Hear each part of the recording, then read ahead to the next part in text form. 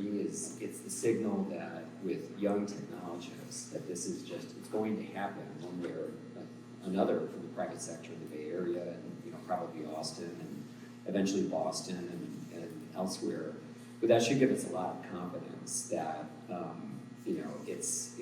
that whether it's 5 or 10 years from now, that we're not going to have to wait forever, and there's not going to be a question about whether we have social acceptance of this. And I mentioned it. It looks like we have like a lot of the younger people are not in the audience now, right? I mentioned it because I want to encourage people who are working in technology on this to just kind of like go, because I think it'll be a driving force on this. And a lot of the way that we put Soul together was we anticipated that once the private sector started taking this seriously, the federal government would follow.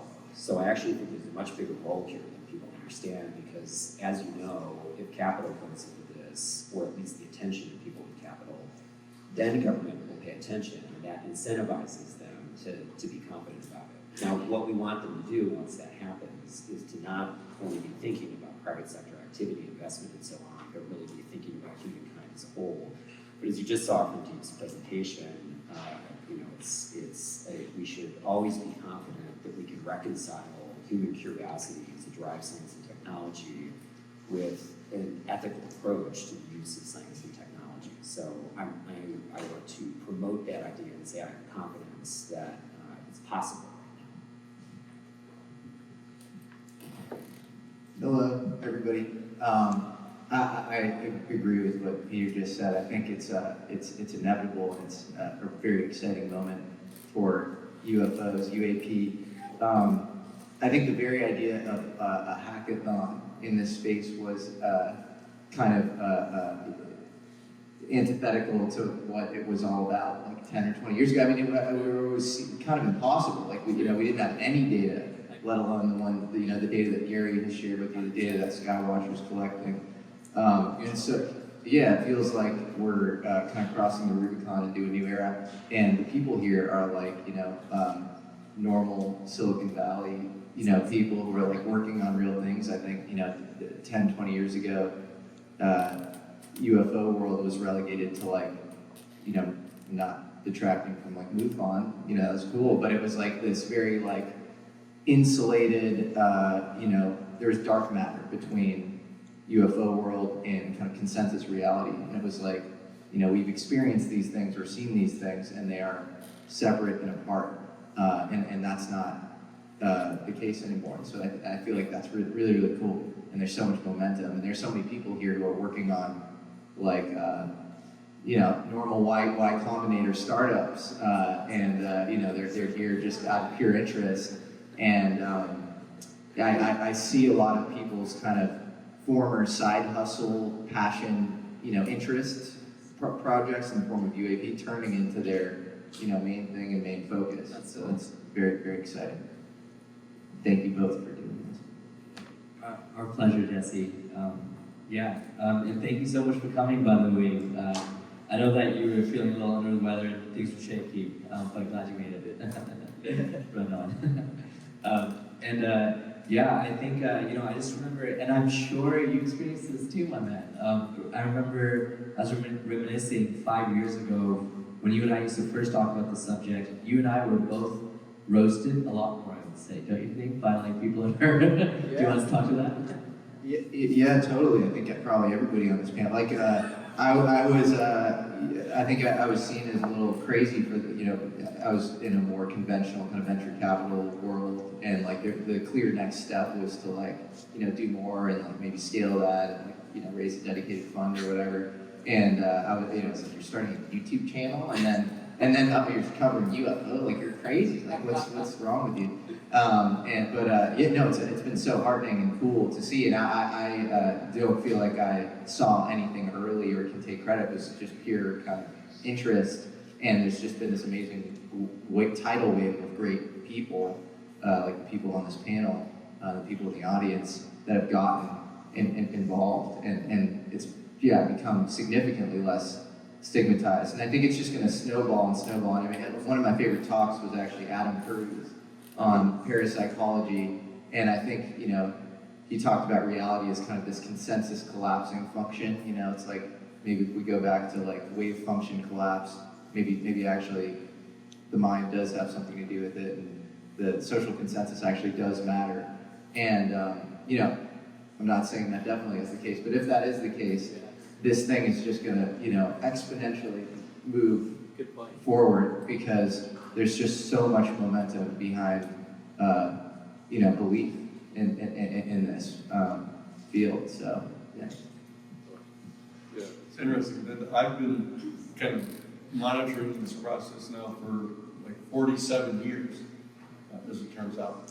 That as people know that I first got asked to participate in this back when I was at the Jesuit National Headquarters in Washington back in 1976, when President Carter got elected and asked to have a major study done by the Congressional Research Service. And I was asked to participate in that.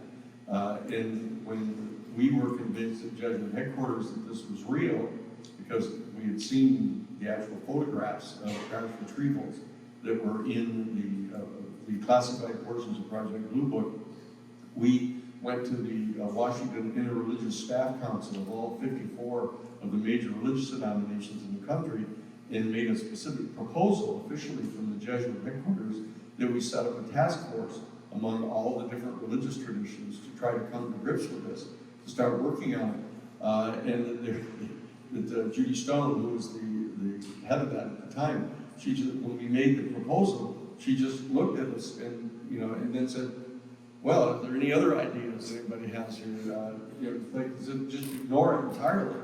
And we went on to this evolution of the recognition of the reality of this. You know, when I represented Dr. John Mack at Harvard in 1994, when we confronted this committee, faculty committee, that was just challenging him and basically threatening to revoke his tenure as the chairman of the Department of Clinical Psychiatry for having the gall to actually write a book about this issue. You know, when I confronted the chair of that board and said, you know, whatever the nature of this panel is, you know, are either one of the two following fact questions going to be at issue? Number one, whether an extraterrestrial civilization actually exists somewhere else, you know, and secondly, whether at least some of these vehicles that are being seen as UFOs might actually be a craft from an extraterrestrial civilization. And Dr. Relman, who was chairing the committee, said, well, absolutely those two questions are going to be at issue, and it's completely ridiculous to think that either one of those things is true. I mean, this is 1994. This is Harvard University that, you know, kind of they view themselves as kind of the seat of the liberal ethic, you know, in Western civilization, at least in their own eyes. And yet they have that kind of contemptuous attitude still about this. And so the progress that's been made since then, where we're all sitting here now, you know, engaged in the actual process of participating in closing the issue on the reality of this, so that we can get people to move in positions of authority to decide what to do about it, you know, is an extraordinary progress that's been made. And what we have to do is take advantage of the open door right now and close in on this thing to make sure that the people in positions of authority, like in the House of Representatives and in the Senate, in the national security community, the religious community, and others, you know, come across the line with us so that we can all get about deciding what kind of changes are going to be needed in our institutions and structures to absorb this information and be able to make productive, mutually beneficial use of this for all of our interest groups and in our human family. That's what's happening right now. You are part of an extraordinary moment in history here that is going to be looked back upon, you know, 1,000 years from now. You know, this is like Easter Sunday weekend. You know, people are talking about things that happened 2,000 years ago. People are going to be talking about these kind of meetings that took place here this weekend. How did this happen? How did this transition take place? How did people start to come to grips with this massive change in our human history to the point that time may actually be measured from this point in history forward? not 2,000 years ago. This isn't 2025. This may be the year 1. That's so powerful, Dan.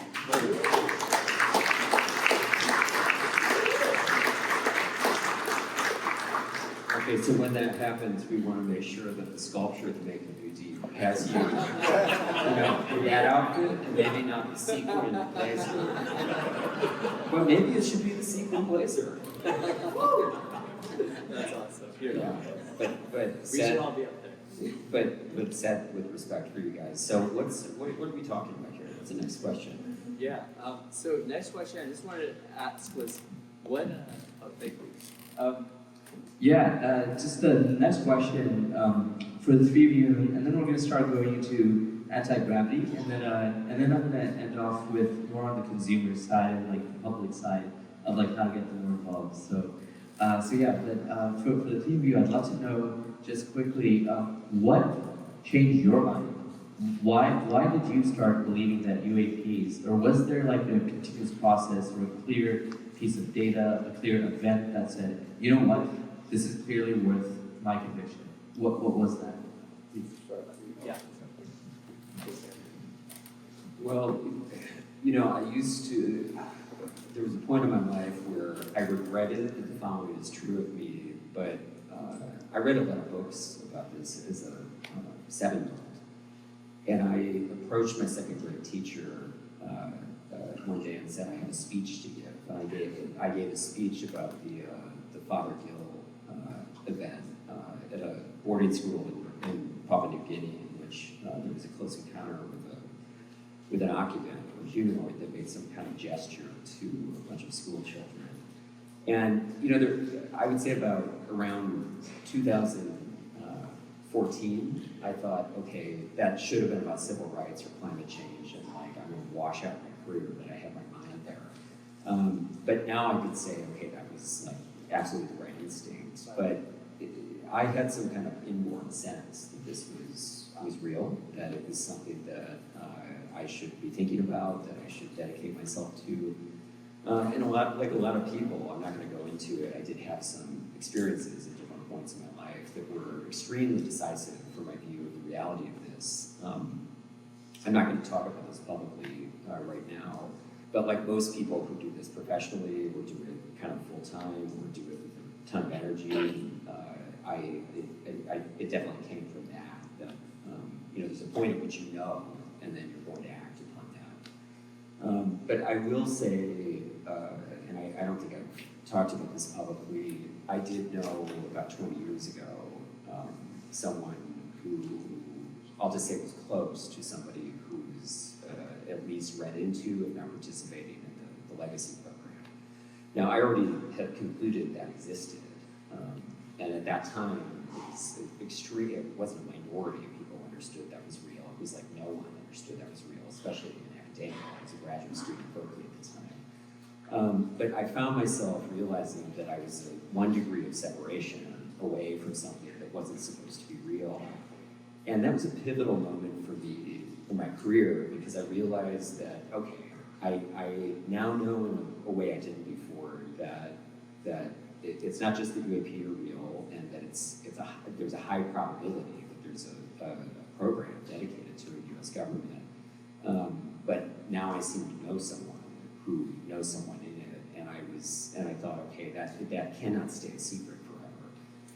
And so it was clear to me that the time would come where it would start with a trickle, and the floodgates would open, that information about that would come out, and it would eventually be exactly what you have now, which is a process in Congress dedicated to this. So I would, for our purposes, I've marked that as the kind of decisive point for me. I have some other stories that I'll tell sometime that were related to me knowing that also convinced me that it was important to engage what the government might know about this. Okay.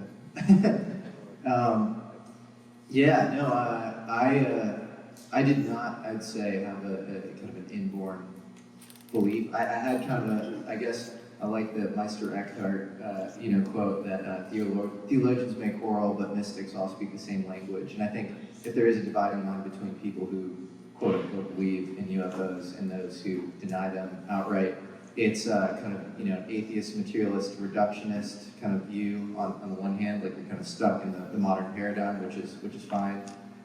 In some ways that's actually adaptive, and we can get into that. And then on the other hand, you're like constantly seeking. You think there's something more than material reality itself. And UFOs are just like the tip of the iceberg. It's not the rest of the iceberg. There's a deeper ontology that is associated with UFOs that kind of come with it, and you're kind of trying to grasp at that. And I was always trying to do that. I was always sort of like a truth seeker. And but I actually got interested in things like parapsychology and people like Rupert Sheldrake and Rudolf Steiner, these sort of crazy philosophers that were kind of off the beaten path pre-UFOs. And then I met people like Gary Nolan and Hal Puthoff and Jacques Vallée, and I started to kind of question them, and they could answer all my questions fairly well, and they seemed very reasonable and logical. And in Gary's case, he works with Peter, and he's a Nobel nominee microbiologist who spun out multiple 9-figure companies. Like it's kind of hard to argue with his credentials. Jacques worked on the earliest version of the internet, ARPANET, under Doug Engelbart, at Xerox PARC, I believe, way back in the day. And so it's kind of hard to argue. He's a very, very smart guy. And so then you start to get into like, the nuke connection, where you say science has to be repeatable, right? And this is inherently ephemeral, and it's sort of weakly entangled with reality. And it's like Random Farmer, Lonnie Zamora or whatever has, those are the types that associate with UFO experiences.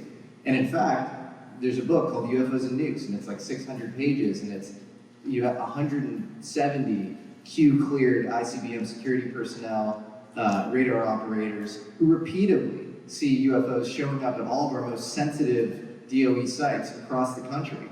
And then you could say, oh, it's some American deep state cabal using holographic, like it's quickly your Occam's razor explanations like get more fantastical than just accepting NHI or whatever. But then even there, then it's like, okay, go to there's a 2022 Vice documentary made about a town in Japan dedicated to UFOs, right next to the Fukushima prefecture. It's called Lino, and it's like 70% of the residents believe in UFOs. They've seen UFOs. There's a museum dedicated to UFOs there, and so there's this crazy nuclear connection, and so it becomes this repeatable scientific thing, which I think is very relevant, obviously, for hackathon. We're talking about it in a more kind of scientific or engineering context. So and then the final thing I'll say, and then I'll shut up, is I think it's like always a dialectical sort of process, and even after having said all of that, like I still have doubts at times, and I think everybody should have. You don't have to be dogmatic in your kind of I'm a believer camp, and you don't have to evangelize either. It should be this sort of constant process of inquiry, because clearly this is this game of cat and mouse, and it's not this thing that easily reveals itself to us. So I think that's very, very important as well. That is good. Yeah, it's fairly easy for me to answer this one because I had always, from the time I was 7 years old, and came to understand what stars were, that they were suns in other solar systems. And I just absolutely just assumed that there were planets around them and there were beings on them. So I just always assumed that was true. And so in 1976, when President Carter came in and wanted to have this study done, and I was asked to participate in it, I actually got to see the classified portions of Project Blue Boy. And I saw the photographs of a crashed retrieval process. There wasn't any doubt about what it was. It was plain as day. It was what was, you see the saucer, it skidded across this field and the snow was there, and it dug this big hole and it stuck in the side of the embankment. And when I brought this photograph, or brought evidence of it, the tracings that I had done of it, back to Jesuit headquarters and met with Father William Davis, who was my superior at the time, Jesuit headquarters, he just pulled out an envelope and handed it to me, and I opened it up, and it was a black and white 8.5 by 11 glossy photograph of a UFO in flight. And I said to him, you know, where did you get this? And he said, my sister Dodie gave it to me. And I said, where did Dodie get it? He said, she got it from her husband, Mike, who was the chief air traffic controller at the Seattle airport. And I said, well, where did he get it? He said, well, his best friend, who's a cargo pilot who flies cargo all through the Northwest, took the photograph right out the window of his airplane in his little brownie camera, right? And went to the drugstore at that time and got it developed. And then when he realized what he had, he didn't want to report it. He didn't dare to report it because he didn't want to lose his pilot's license. So he brought it to his best friend, who was the air traffic controller at the airport, and gave it to Mike. And Mike didn't want to get in trouble, so he took it and brought it and gave it to his wife and said, here, bring this and give this to your brother. He's a priest. Okay? And so at that moment, I realized that at Jesuit headquarters, if I was the only one there who wasn't a priest, that I knew that the calling, the vocation that I had, was to try to come to grips with this and what the full implications of that meant. You know, why would it be that a priest would be presumed to have to come to grips with the reality of this? And that's the vocation that I'm engaged in ever since being at Jesuit headquarters. That I didn't become a Jesuit priest because I met Sarah, my wife now of 47 years. But the reality is that I still have the same vocation, which is to try to get the truth shared with people in such a way that it affects everybody's lives, it affects their conduct and how we act toward each other. And right from the time that I was 7 years old, I thought that in light of the fact that there are beings on these other planets around these stars, how bizarre it is how we act toward each other here, because we lose perspective all the time, to the point where we like draw lines in the sand, in the dirt, and say, if you cross into my territory, I'm going to kill you. You know, that is, the perspective is so myopic, to lose track of the stars, lose track of the existence of this larger extraterrestrial civilization of which we're a part. And that's my vocation, that I've undertaken to do this. And I resolved at that time that I would take every opportunity that I had to participate in this process. And that's what brings me here today, to continue that particular vocation. You know? Very good.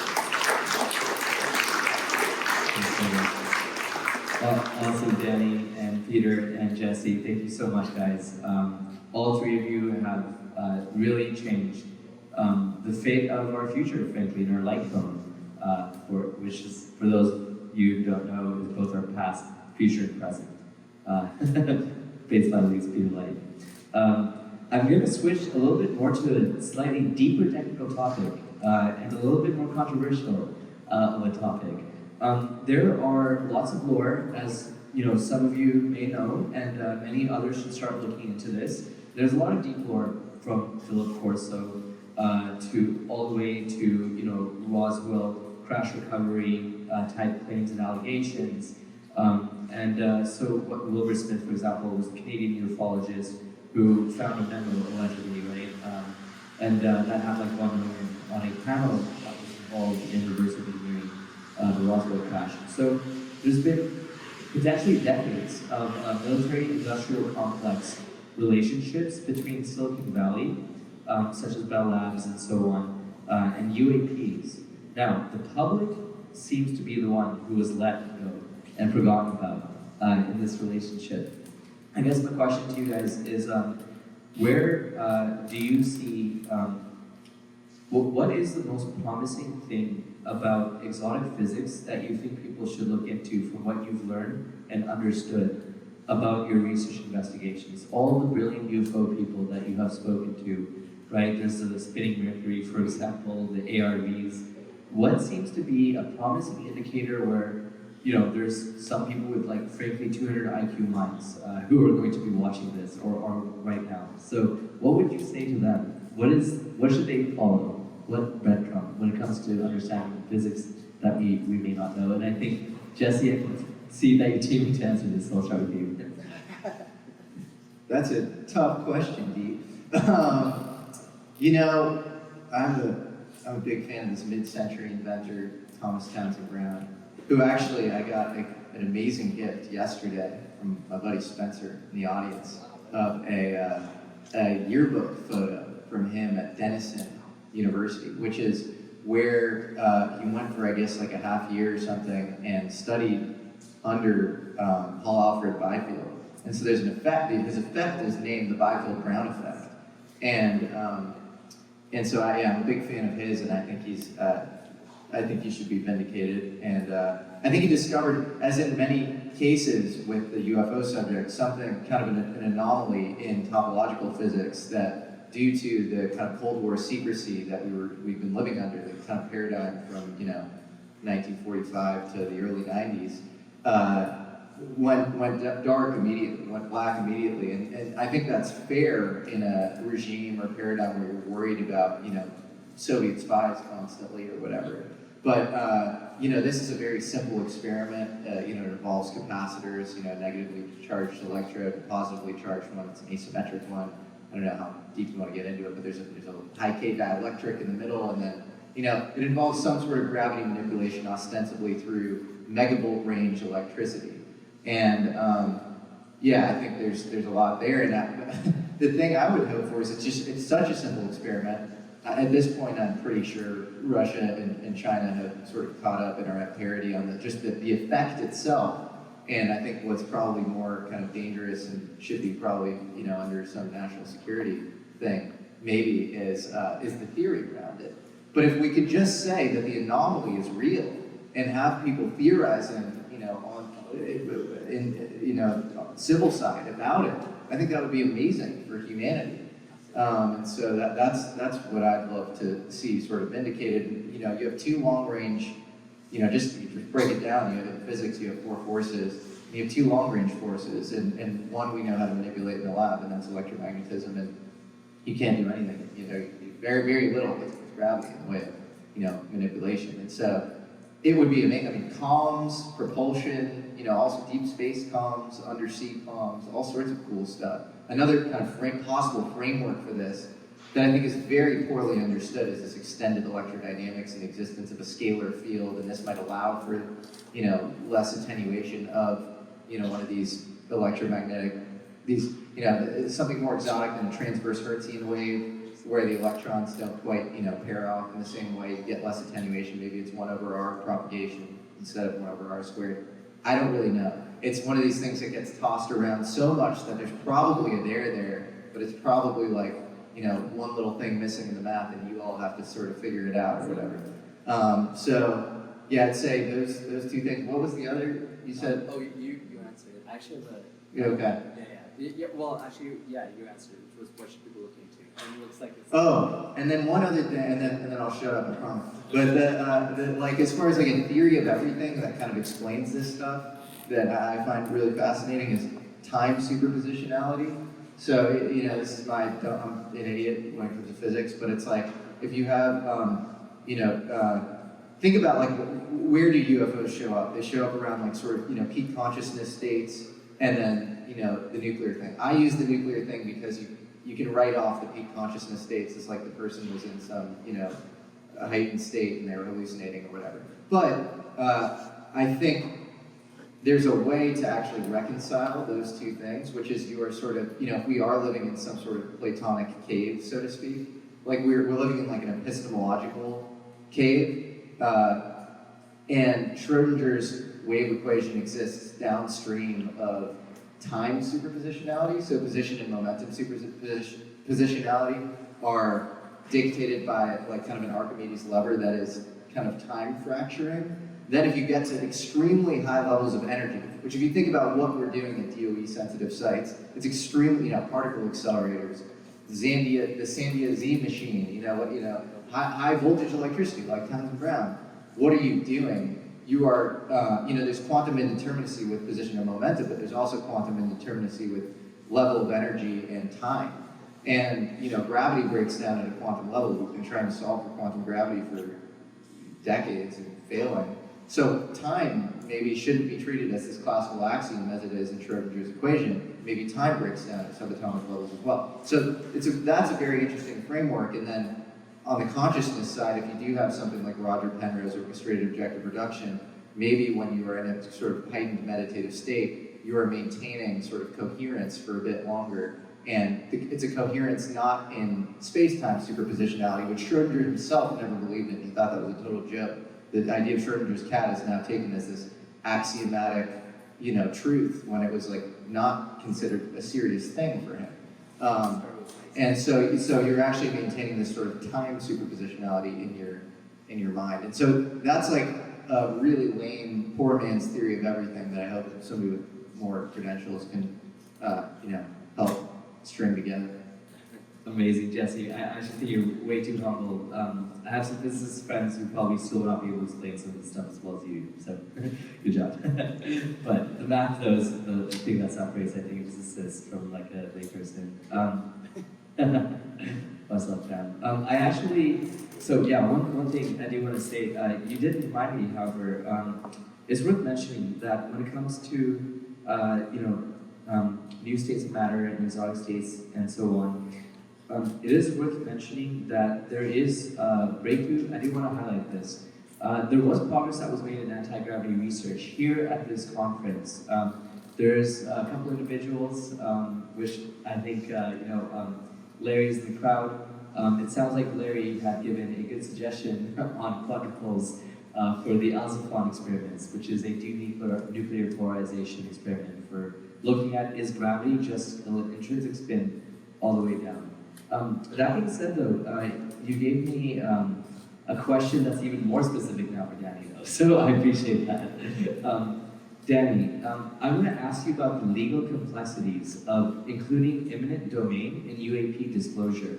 How do you see either a world where eminent domain can stay when regards to UAP disclosure? Do you see that a world where that is even possible? And my follow-up question would be, is there a world that you see where we can instead, people like us here, broker deals with the private aerospace contractors or whoever has these UAPs, can we broker something with them directly and have the government kind of sideline a little bit? Do you see that? Yeah, this issue of UFOs and whatever the non-human intelligence is that's responsible for them opens on to almost all kinds of really profound and fundamental issues in our human culture at the present time. And it shouldn't be surprising that one of them that comes to the fore right away is the whole issue of capitalism. That we've lived for 90 years basically under this conflict between capitalism and socialism. It's still going on right now.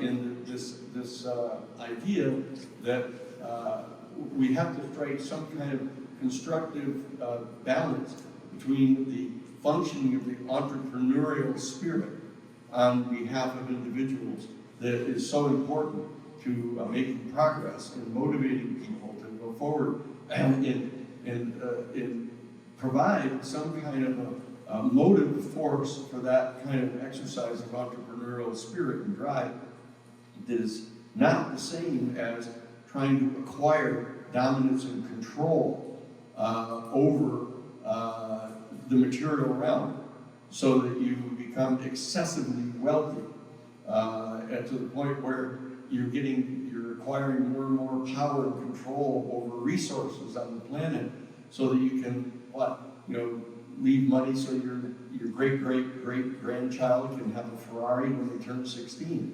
That we keep running into that over and over again. People that are dealing with the zero-point energy experiment, that they won't turn it over. They won't make it available for the world.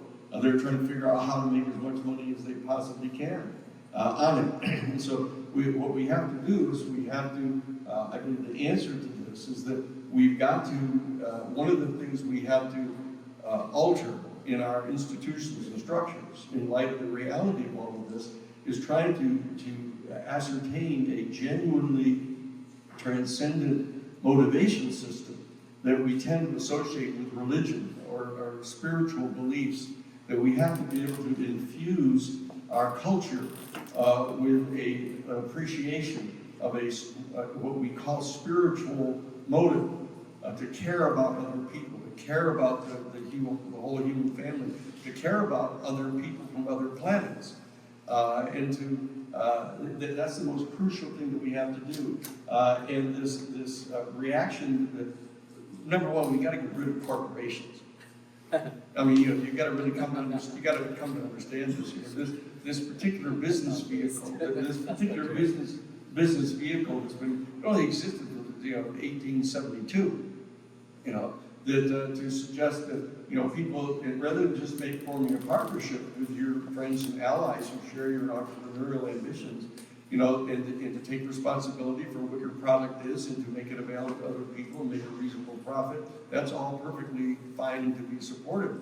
But to have the state or the government be able to authorize a group of people to engage in a business undertaking and separate the people who own and control the shares in that stock from any personal liability for anything that they do is sinful, and it will lead to sinful consequences. And so now it does in fact motivate people to invest capital. I'll put $1 million of my money in here and then make lots of money, and I'll be completely immunized about any of the adverse consequences of the conduct of that corporation. I believe that we can raise up out of our human family an adequate entrepreneurial motive and spirit to earn a reasonable return on your time and investment, and still be motivated to help other people. And so that this private ownership on the part of a corporation of this technology has to be forbidden from the very beginning. It's got to be forbidden. We've got to be very clear about that, and that's something that we have to come to grips with, all right? And that this particular technology, this particular field of information has to be made available for everybody in the world. And the benefits of it have to be shared by everybody in the world. And at the present time, that's viewed as some kind of a spiritual undertaking, trying to kind of increase the spiritual experience of people. And that can't be left to just the religious institutions. This has to be a much more general thing. It clearly didn't work in the Soviet Union, of believing that you could motivate people by their allegiance to a class, a social class or an economic class. That clearly didn't work. The entire system collapsed because of the lack of any kind of proper motive to really care about your fellow other human beings. So that's the big challenge that we have here. And it comes to rest on this issue of the eminent domain. But it doesn't have to be in the statute. We got the 64-page bill that was passed by the United States Senate, which has the eminent domain language in there. But the bottom line is, directly in the Fifth Amendment to the United States Constitution, the federal government is imbued with the authority to engage in exercise of eminent domain. If they want to build a highway or a canal, they can actually take property from people to use it for the canal or the highway or any other major thing, and pay a reasonable market value for the land. Now, that's a fundamental premise right at the very beginning of the founding of our Constitution. So what we have to do is get people to appreciate what that kind of motive is on behalf of the collective, to exercise that reasonably. But I believe that we have to figure this out. This is a real serious challenge that we have, to figure out how to assist in promulgating and generating a genuinely, what we call eleemosynary motive, or a public interest motive on the part of the people that are involved in this. And I think that we feel it among people here.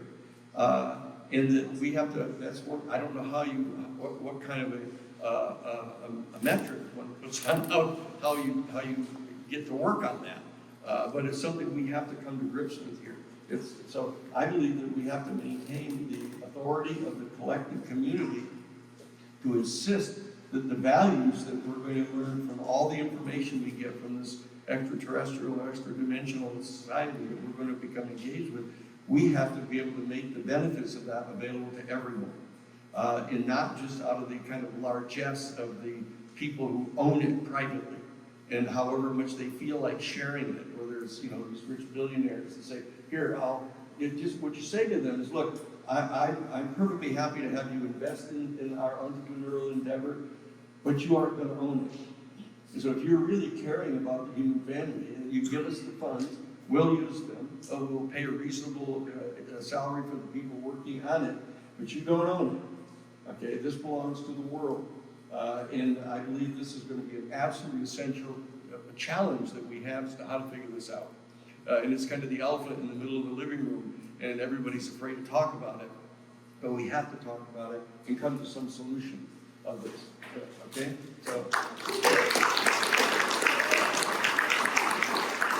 Wow, that was super, super awesome. Thanks so much, Danny. I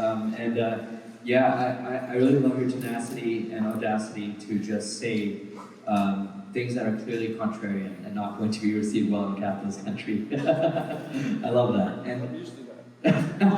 good, fair enough. It's how you made this far and learn what you know. It takes courage, so to acquire knowledge. Just some quick comments. You said some awesome stuff that I just want to quickly touch on. This is actually the motivation behind Open NHI, which is what I'll be asking Marilyn about, the humanity soft landing. We believe deeply that UAPs, alien spacecraft, extraterrestrial technology, the information about them, does not belong to any one corporation, country, or institution. It belongs to the human people. And so I think, I'm trying to learn, we are trying to learn from mistakes of our elders all the time, right? And from our past. And so, I know Stephen Greer tried this approach where he tried to get the interest of billionaires and stuff like that to fund an open source project, essentially, right? We agree that it has to be open source. We agree that all of it, the hardware, the software, everything. There are national security interests, or secret or whatever concerns. That's what's going to be thrown at our face. And I've thought deeply about that. Marilyn has augmented my thinking a lot here, which I can't wait to ask about.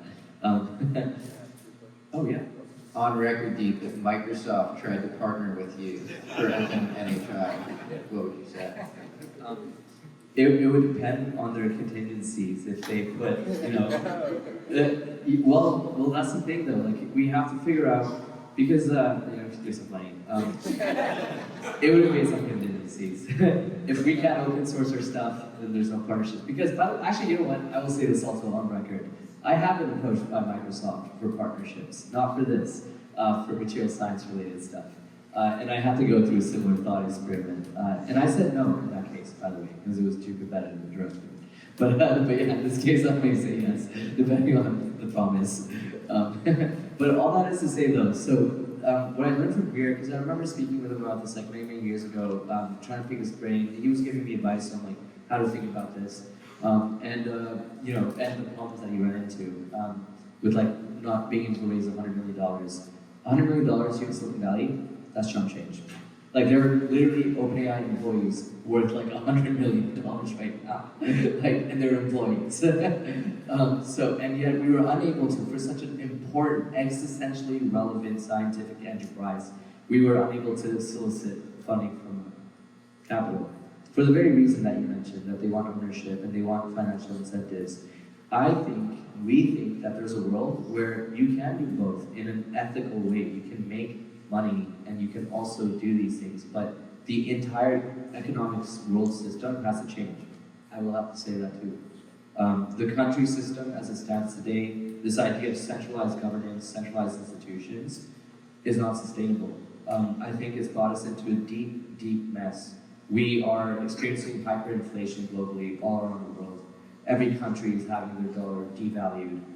We are barreling towards World War III and geopolitical disasters. American lives will be lost. That's no joke, right? It's going to be serious. And so this country system, this idea of separating humans, has only served its purpose. We've discovered artificial intelligence, quantum computing, reusable rockets.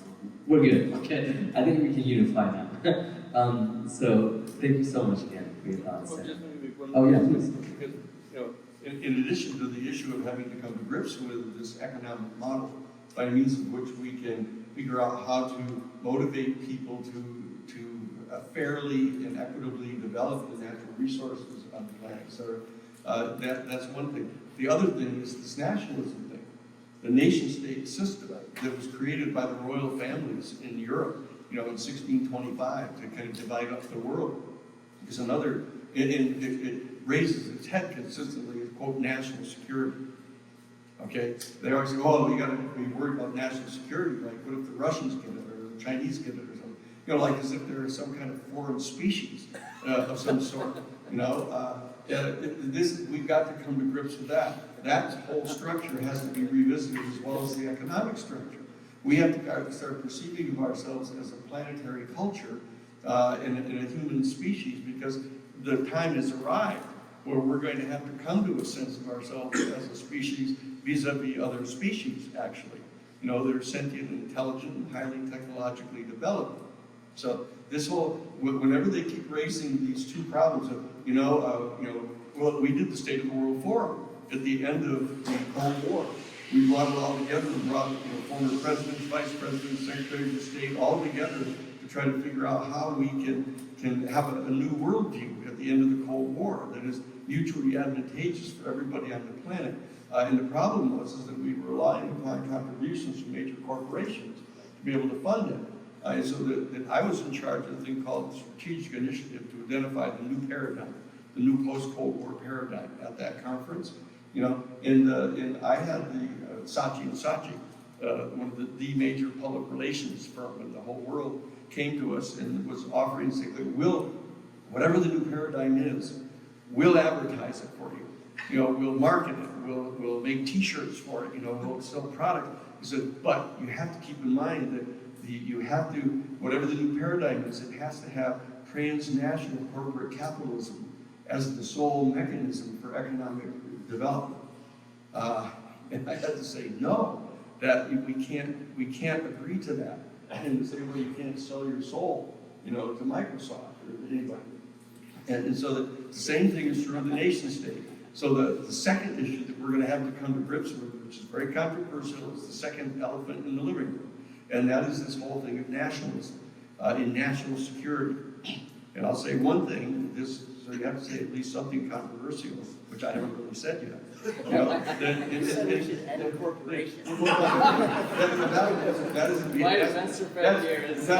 That's beyond controversy. This one is that the reality is that we need to come to grips with the fact that our country, the United States of America, since 1945, has been a major aggressor in the world. It is attempting to establish full military dominance over the planet, and is doing so, and they say so, if you want to get the technical proof of this, look to the 1992 United States Defense Department Policy Planning Guidance document that was issued immediately after Gorbachev dissolved the Soviet Union. And it said right in that document that we had to devote ourselves to trying to establish full military dominance over the planet.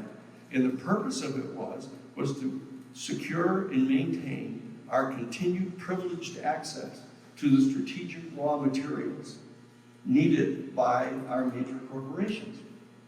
Okay? And they say it just like that. And so that we have to come to grips with the fact that you're going to keep running into, you got to be careful here. You got to maintain our national security. And you say, what does that mean? How secure are we by having a massive thermonuclear war looming over us every generation? We've got to overcome this. So both capitalism and the structure of the corporations and the issue of national security and national dominance over the planet to maintain our privileged access to the strategic raw materials. This is something that we're going to have to come to grips with. These are issues that we're going to have to deal with once we come to acknowledge that this UFO thing is real.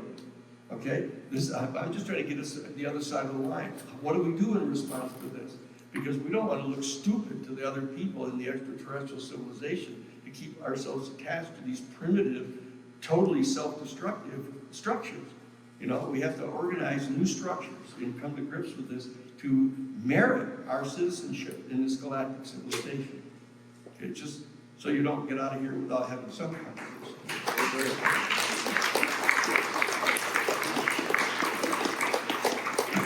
So I realized I'm on one of those stages where you don't want to be someone like me where you wait your turn. So I realized I should just jump in, and I'm sorry that we haven't gotten to it, but I asked Marilyn if it would be okay if I jumped in. I want to give both a controversial and imaginary perspective as we've heard here, but I also want to get us a bit grounded, and that's often my function in these conversations. Sometimes it's unfortunate to me because usually in my academic career I was creating controversy at the line, but I often feel with UAP we have to come back down the ground because this is an inherently ungrounded subject. And you know, I want to offer a sober word about this. Is remember that most institutions in the United States and especially the rest of the world, and remember the U.S. is at the vanguard of the UAP conversation. Most institutions are not run on the premise that UAP are real. So we have a vast amount of work to do still to reach public consensus about that. So note that I gave us optimism at the beginning of this panel, but I'm also going to give you some pessimism about that. We're still far from that. As Danny mentioned, despite years of work now in Congress on this, that's very incipient work. So here's what I'm going to say that's controversial. We don't want to front load the conversation with too much idealism of different kinds. That's what I would advocate for, whether and of course, I'm very close in many respects to Danny politically, but more pragmatic. Whether it's socialist idealism, whether it's Silicon Valley idealism, whether it's technocratic idealism, which I think you enunciated that position. I would say we want to approach this in a very, very pragmatic spirit, where we're remembering that even as we get closer to public consensus, people don't get that this is an important issue, okay? They still see it as a curiosity, or they react with a kind of, I think it's a healthy human narcissism, where they get hit with the idea that it's real, and then as you've noticed, they can kind of forget about it. And that's very strange. That's probably because there's something we resist about the reality of this, whether that's out of anxiety or dread or some kind of deeper fear, anthropocentrism. But regardless, there's still a resistance to it being like palpably real. And so we have a lot of work to do to push people to getting that it's real. And while that happens, every other problem in the world goes on. Okay, and a lot of the things Danny's calling for, Deep's calling for, Jesse's calling for, that I would call for, Marilyn's calling for, you would want to do these things anyway, even if UAP and NHI didn't exist, okay? And we've ignored, we are catching up with AI as a global problem that needs global governance and probably civil society governance. We have ignored climate change. We've forgotten that thermonuclear war remains a possibility. And I would add also, and this is a thing that's become very important to me as I've worked on UAP, that we've forgotten that we really don't function well as a species, okay? I mean, we tolerate poverty, we tolerate disease, we tolerate a lack of education in masses of our fellow human beings. And one thing I would like to see from the UAP and NHI conversation is that we start to think about what we hold in common, essentially, despite our diversity as a species, and begin to embrace the idea that we should try to achieve species cohesion, regardless of whether there's any kind of big reveal from the UAP themselves. I mean, keep in mind that they have spent the last 80 years being very oblique in their interactions and their communications with us.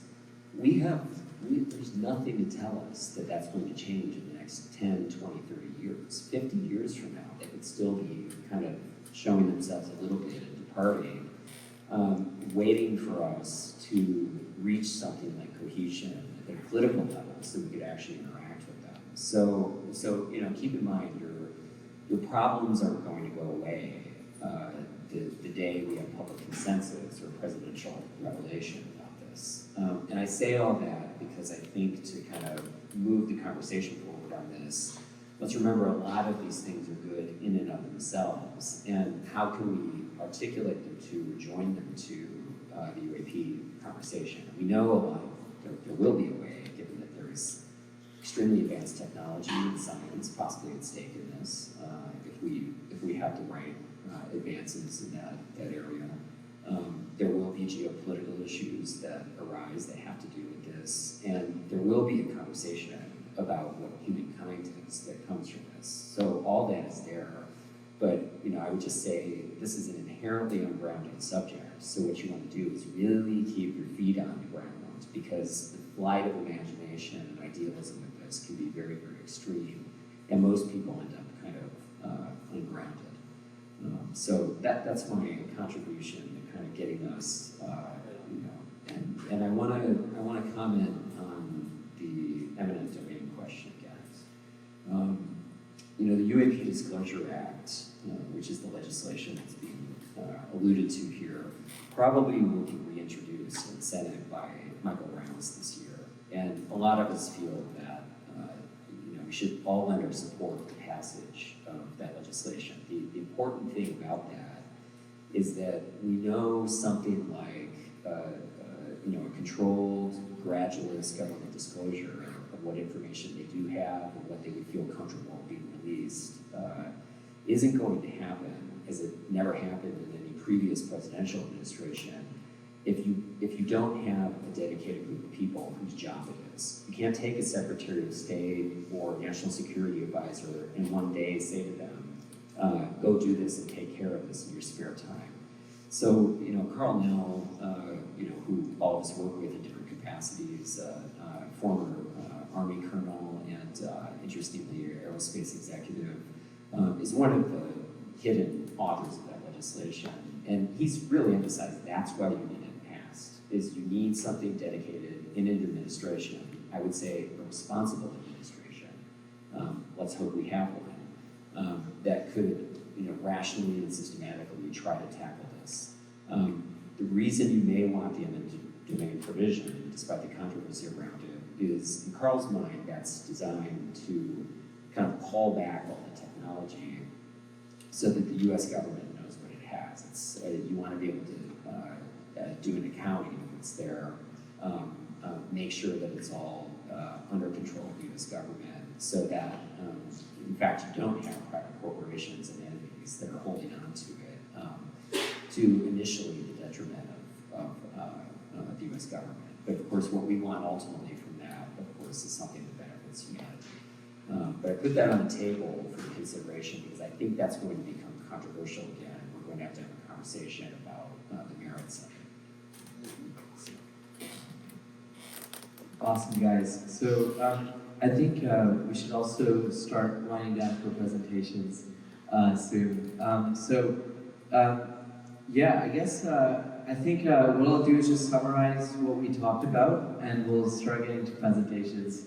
And then I think everybody on this panel is going to be flooded after, so we'll save some of the answering cognition for that. So we've covered a lot of ground. We have covered all the way from anthropological discussions about UAPs to historical perspectives to political and regulatory perspectives. I think we're starting to, the consensus amongst us, at least here, is that we all seem to agree that something needs to change. Now, what that change is, how do we actually execute this properly?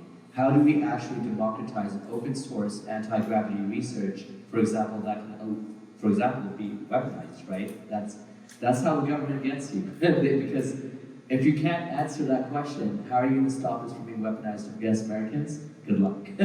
So that's what we're going to be answering, or hoping to answer, both through OpenNHI and through other perspectives. And so with that, gentlemen and lady, thank you so much for your contributions. I love you. Yeah. So, okay, I just want to give presentations, but then, but if you guys are fine, like if you're, okay, Yeah, I think we need to Sick. hear from them. then let's go for another 30 minutes, because I don't want Marilyn to just answer and then nothing. Like, we should have good conversations. Awesome. So then, Marilyn, I'm gonna ask you a hard one that you're not prepared for. Awesome. I guess, so the question then is, what are your thoughts on how do we peacefully broker diplomacy and bring about these really potentially highly powerful weaponizable technologies to the public and bring it to the world in a sort of safe manner? I think part of that is an anthropological question as well. But right now, look, in terms of protocols, data, and research, yeah, what are you thinking? What are your thoughts? As I'm sitting up here on the panel, I realize that open source is kind of a techie's spiritual exercise. Yeah. And I think, yeah, that's part of the answer, right? Yeah, my background is I'm a tech entrepreneur, and I'm fairly new to the UAP space, and I think maybe I represent, maybe some of you can empathize with me, kind of being in this, like, yeah, new wave of curiosity, but then also turning that into action. And I think this hackathon and what the amazing 5 teams about to present is valid proof of that. So yeah, when I kind of came into this space, I was kind of looking for the data. So my lens is through, in my previous companies, whether in robotics or beauty tech, I built hardware systems that then digitized data that was otherwise offline, and then using that and building an AI data layer on top to then help, yeah, make processes and systems more efficient and things like that. So kind of taking that lens and that playbook to the UAP space, and I was, yeah, curious. I guess I came across all of this through, yeah, some videos of like Chris Bledsoe, who was able to kind of repeatedly capture these orbs and post them on a daily basis. And I was just curious, like, what are these things? I've never seen them before. So, so yeah, I kind of just hopped on a flight, went to a conference, and asked her, hey, where's the database? Like, where can I look into more of this? And there isn't really one. There's a lot of more like archaic, fragmented systems out there, or closed systems. So yeah, so I was just kind of doing more digging. And then I met Deep, and then at the Soul Foundation conference was where I saw my first UAP. So that kind of, yeah, that was where Deep was there as well. So kind of like rolling with that. So it kind of became more and more, I personally became more and more serious on the subject. And as I took the subject to my friends in the tech space, there is a bit of a resistance and stigma. So I think part of it is definitely just education, and then showing the data and the evidence that's already there, that's already in front of us. Yeah, at events like this, and I'm sure some of you guys have learned lots during this conference that you will share with your friends and colleagues as well. So I think, yeah, getting there, part of that journey is to, yeah, get more technologists involved and having the spirit of involving civilians. I think this is a group effort, crowdsource effort. So when we started OpenNHI, the idea came from that there's kind of this gap for an open, decentralized platform that unifies all UAP investigation. So picture, and there could be a few layers to this, right? So first layer is kind of the data acquisition. So we have active sensors and passive sensors, and they will work together to triangulate, to point towards anomalous objects. And then perhaps, we have conscious tech in here as well. So maybe there are biometric sensors that could be contributed online as well. There's a lot of experiencer data that's just kind of hanging out in subreddits, right? So unifying all of that, and then having a signal processing AI layer that will essentially process all the multimodal data. We'll have videos, images, electromagnetic, biometric data. And then, yeah, definitely like working, we don't necessarily need to build our own kits and hardware we've made, but the goal is to bring the community together and work together and have a standard protocol established so that we could work with the likes of David Hermel and Skywatcher and so on to build up that infrastructure, so it becomes essentially a structured scientific resource. Then we can have more technologists that come in with solutions on top of the data, because now we also are building everything on chain, and there's a data provenance, proof of contribution. Yeah, so then that layer hopefully will could even be like Kaggle, like, I don't know, some of you must be familiar with that. Yeah, exactly. So yeah, so that's kind of the goal, and I think part of the movement, and if we can get that going, I think we're already being so much further, and I think this is already, we're seeing, glimpses of that already, like a few groups working on the humanity soft landing. So I'm super excited.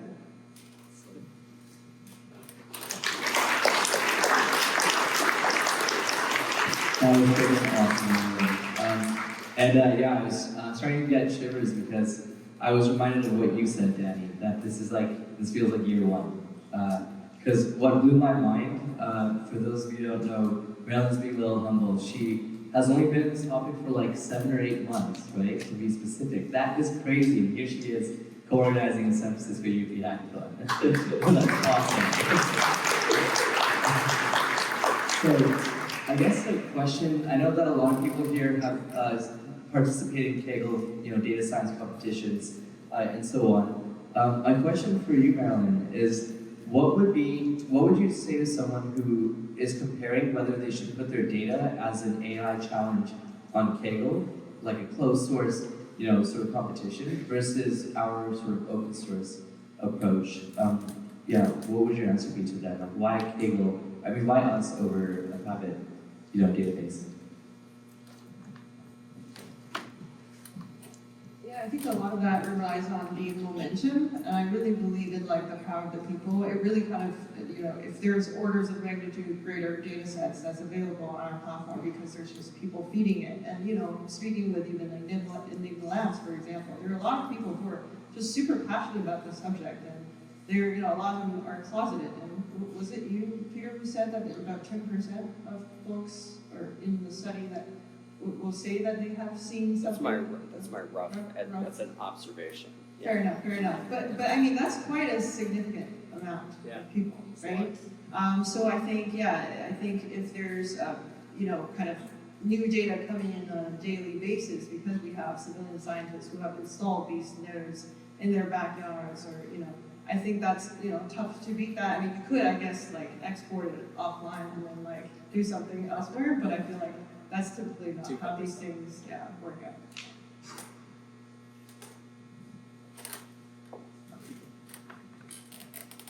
Awesome. Thanks so much, Marilyn. That is freaking awesome. And also, by the way, if anybody wants to participate in Open NHI, you have any questions for any of us or comments or feedback, feel free to reach out to Marilyn, and we'll deliberate it. I was just, again, thinking back to the cultural trajectory. You are a data point, and a very important one. Sorry, Jesse. It's like new school.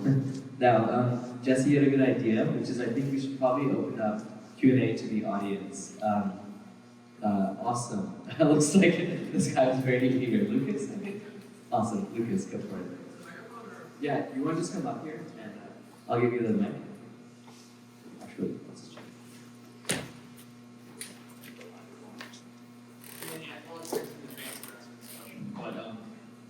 Peter, you mentioned that talent and capital goes to a specific sector that kind of forces the government to look at it. And Jesse, you've been a capital allocator and we're in Silicon Valley, so from your perspective, are there kind of any opportunities in the UAP space, or do you kind of see kind of be a little bit hybrid in the sense of there's some dual purpose in their technology, whether for military use or civilian use, or even seeing technologies that are purely dedicated to UAP and seeing it with venture capital support, and are you interested in investing in the space and see a future for it?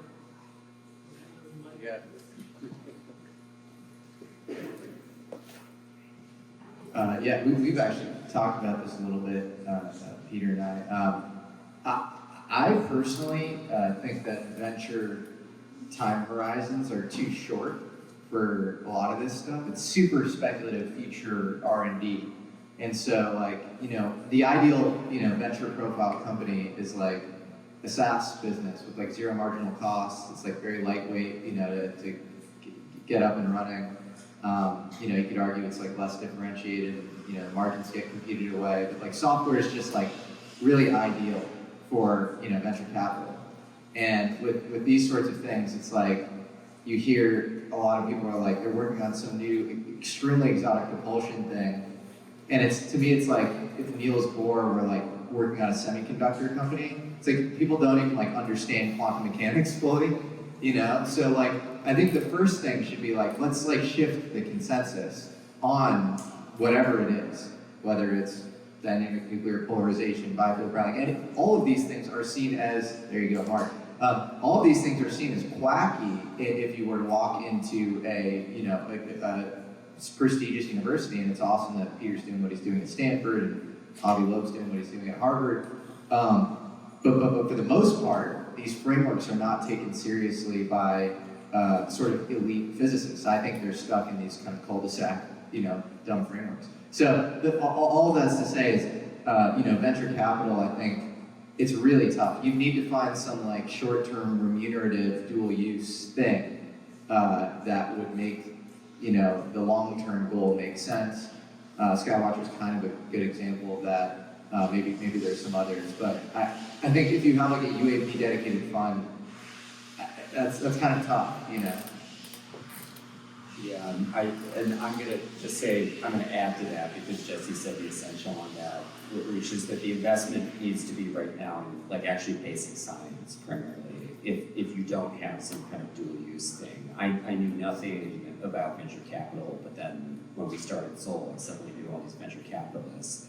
And I can tell you, those who take the UAP thing seriously, like wish there was something to invest in. And so, you know, I think what you all will do is eventually develop, like, you know, the first entrepreneurial, like, lines of activity in the space. But it's going to start with, you need things like the imager Gary Nolan's building that has all sorts of commercial uses, but it will generate something that you could invest in because there could be IP with the materials. So. Yeah, I just want to raise the same point. You notice how casual everybody is about the quote dual use thing. One of those aspects of the dual use is, you know, supporting a major militarist operation on the planet to try to dominate the planet and actually take resources of other nation states into our kind of capitalist ventures. You know, and you've got to know what that is. It's a, you know, I don't want to get too completely dialectical about it, you know, but it's got a when you sit and talk to individuals who are part of the military intelligence community, they're so completely casual about the fact that, well, sure, we got to go and take other people's resources, because if we don't, the Chinese are going to do it. Or the Russians are going to do it, you know, but you got to keep understanding it's us doing it. It's us doing it, and constantly suggesting that the only reason we're doing it is because somebody else is going to do it, and they're using the justification that they're doing it because we're doing it. And we've got to get out of this cycle, you know, and that if in fact you and others are willing to deprive the military industry of access to this unique information that they want to make a profit on at the same time. There's a wedding between the private and commercial enterprises who are seeking personal profits and the military that's seeking planetary dominance. And you've got to hold fast on this right at the very beginning, because you're the ones in possession of the intellectual resource and the intellectual asset that they need to have. So that you have to try to work together. We need to all work together to develop some kind of a spiritual, ethical, normative set of values that we communicate to them that we're not going to sacrifice. And that we need to make it workable to figure out how we can get people to voluntarily participate in this without having to try to become billionaires. You know, and to serve the military industry, you know, which is dedicated to causing, you know, potential thermonuclear war on our planet. You know, so I just want to raise that. I want you to be really careful about this, the casual way in which you advocate the dual use as simply a means of raising money. Yeah, but, You know, but Danny, Yeah. Danny, I mean, you're talking to a bunch of entrepreneurs who know that all dual use is not like dual use in the military sense. And so part of that message you're giving is extremely positive to have here, but like this doesn't require military orientation or defense funding so on, for people to do investment that, you know, might actually advance your interests or my interests, and may have nothing to do with militarism. I mean, there would be, you know, people that are doing technology related to climate change may become interested in this. They may become interested in energy research. Now, energy research could lead to all sorts of like social ills, because you know, can empower technological projects that would actually be environmentally detrimental. So there's always a downside to technological development, but we want to make sure that we're thinking about the ways that you could see social prosperity, ecological awareness, and reversal of climate change from the very kinds of things people are doing here, and encourage that, you know, rather than kind of you know, imply that everything that happens that's entrepreneurial will simply support militarism. I think that's, you know, Well, I think that's accurate. Let me ask this, that when the people use the term dual use, what's the other half of the dual? I mean, that you know, it can be interest, it can deal with the public interest and commercial profits. If that's the kind of dual use that you're talking about, then I can understand that. But that I keep my experience with encountering the dual use proposal is that it's virtually always military, because the corporations know that the place to go to get the maximum amount of profit in the shortest term is military. Well, You know, I would say two things. So yes, I think Peter and I mentioned in the context of just commercial remuneration to make something sustainable, you know, initially, so that can then bootstrap something good for humanity into existence, because this whole thing is predicated on UAP technology, and so it's all paradigm shifting. Can you find something with, you know, a dual use, meaning a use that is short-term profitable to help the long-term vision? But I will also say we probably have some ideological differences where, you know, I believe in the nation state, and I believe in ours, the U.S. And I think that where I would sort of split the difference between the kind of kumbaya, you know, thing and, you know, the hardcore militaristic thing is the orientation of everybody who's working on this topic is conferring tactical warfare advantage first. That's the only context in which this heterodox science has been worked on. And the mainstream stuff is like these cul-de-sacs, like quantum gravity and things that just empirically don't work. And it doesn't take an expert to say that, like, it's not benefiting humanity in any serious way. We're like lost in abstract math. And so where I would split the difference is like if we could have more institutions like Seoul and others where you have, you know, if you find something that does confer a tactical advantage, great, it gets moved into, you know, the right compartments. But the whole goal is for civil side infrastructure updates. The goal is to make the world a better place, and the goal is for you know, global peace long term. But I don't think you can get rid of like game theoretic dynamics, you know, vis-a-vis nation states overnight. And it would be a huge win to me if anybody were working on any of these frameworks with the goal of making life, you know, in urban environments, which haven't been improved in 50 years in the US, you know, kind of at the outset. But just be careful when the military shows up. Okay? Just be careful, because you know what their objective and their mission is. All right, that's all I'm saying. Next question, I guess. Well, architect. Oh, I don't know. There's a lot of line here.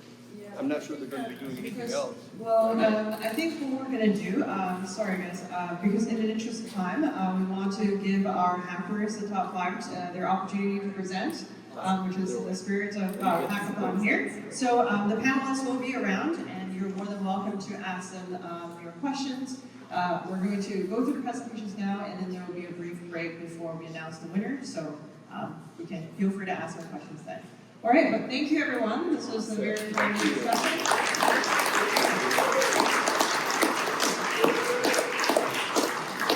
right. Thanks, guys. Appreciate it.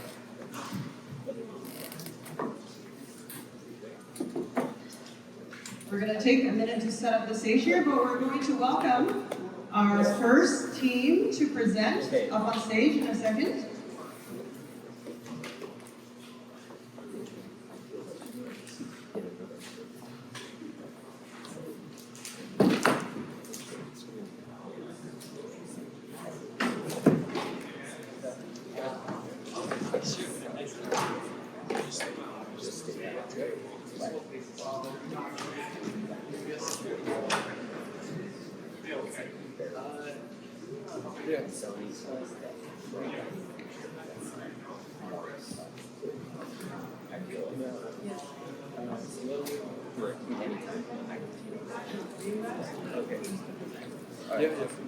Deep, are you sharing your deck?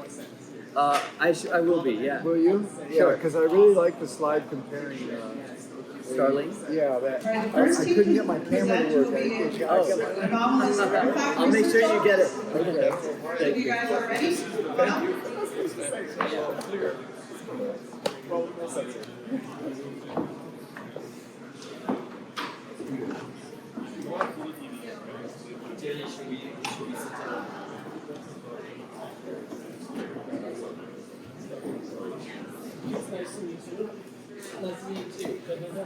Let's go this?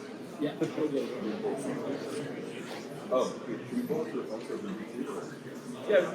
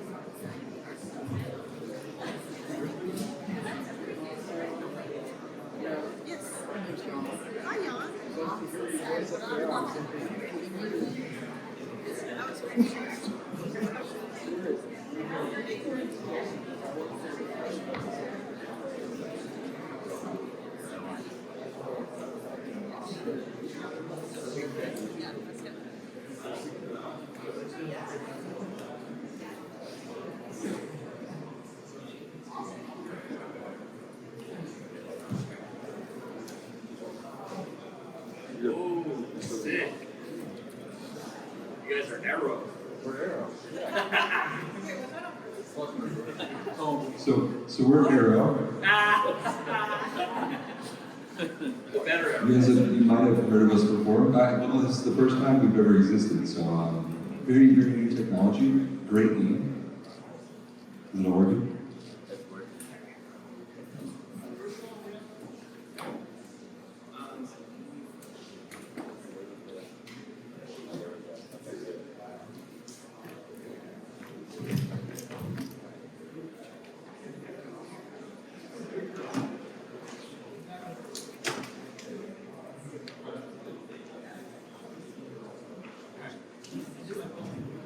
Hello. We are. I'm Kyle McDonald. I'm Jake Anderson. I'm Evan Rasmussen. Jeff Carter, and we are the Anomalous Artifact Research Office. You might have heard of us before. We focus on the material science mission. We each contributed expertise from our own background. Some of us have more of a background in programming, others have more experience with physics. On Friday night, Dr. Gary Nolan introduced us all to the data. The data are measurements from three pieces of material of claims non-terrestrial origin or UAP origin. This includes scanning electron microscope imagery and data from an atom probe tomography device, which slowly evaporates material from the sample in a way that allows us to reconstruct the positions of individual atoms as well as their mass to charge ratio, which allows us to make a guess about which element that atom is. And Jack pointed out that this kind of data works best when it's paired with other measurements like from electron backscatter diffraction, transmission electron microscopy, and energy dispersive X-ray spectroscopy. But in this case, we just have the atom probe tomography POS files, that's the extension of the file name, and the scanning electron microscope imagery. So we opened the files, we got them Saturday morning, and we saw 5 images and 3 APT POS files. The POS file format is binary, so you can't look at it directly. If you do, you just see a bunch of noise, unless you have the right program. So we wrote a program, we wrote a decoder to load the file and to estimate the corresponding atom positions to estimate the corresponding atom for a given mass to charge ratio. From there, we converted the files to another format, so we could use standard scientific visualization tools like Oviedo to render the POS file and take a look at it visually. And at this point, we could already see some differences in the elements that are present in the samples. Some features like the overall shape of the samples. And then we developed a tool for estimating how the portion of each element that is present, we built a tool for estimating the portion of each element that's present in the sample. So these are histograms where the x-axis corresponds to the mass to charge ratio, which is like similar to the number on the periodic table of elements. It's related to that number, and the y-axis corresponds to how many samples were found with that ratio. So for example, if there's a lot of aluminum, which has a mass to charge ratio usually of around 27, then there will be a spike around position 27. This kind of analysis showed us that 2 of the samples are very similar, and the third has a huge diversity of different elements that are present. And you can see all the spikes in the first one. That's the one with huge diversity, while the other 2 have fewer spikes.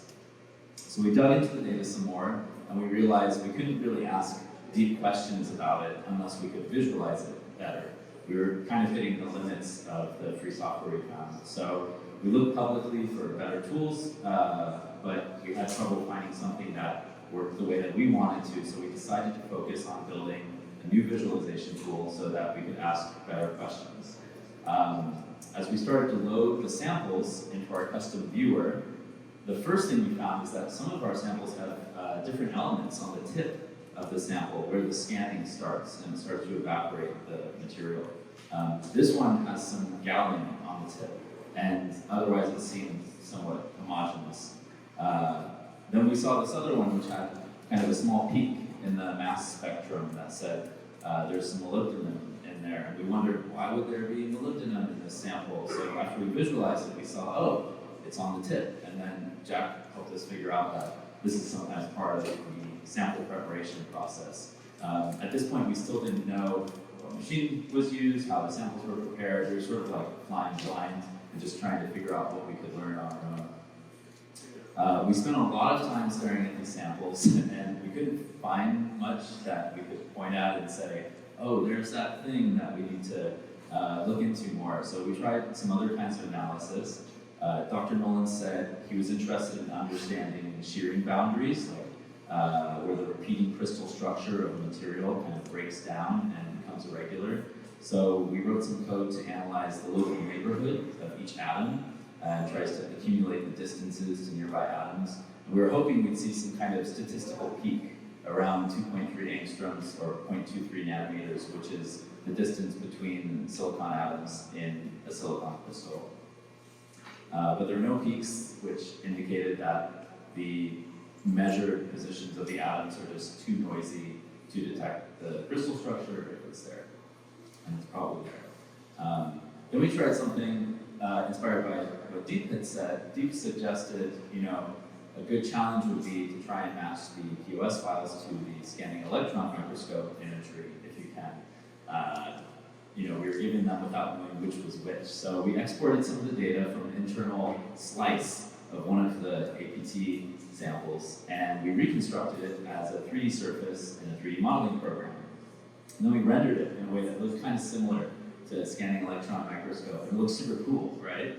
But then we remembered the scale of the SEM image was like 40 micrometers across, and the scale of the atom probe tomography is only 40 nanometers, which makes it about the size of 1 pixel in the SEM image.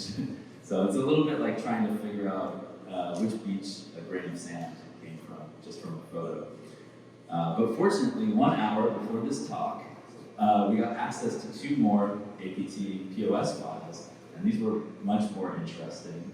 Dr. Nolan showed one of these when he presented the data on Friday night, and we want to do a live demo. But first, a short aside from Evan, who contributed to the project and also worked on his own kind of subset of the project. Yeah, so I also, given the POS files, used the mass charge ratio to estimate the charge density of the material, and inserted this into a structured grid, and then started implementing Maxwell's equations in CUDA to estimate how this material would operate as a waveguide, so how the electromagnetic field would interact with it and permeate through it, which could help indicate what type of diffraction pattern it would produce, and eventually lets you do the inverse engineering on producing materials with diffraction patterns as well.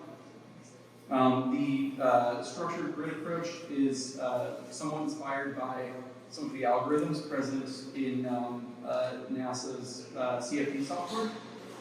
It's not publicly available, but as a citizen, you can apply for access.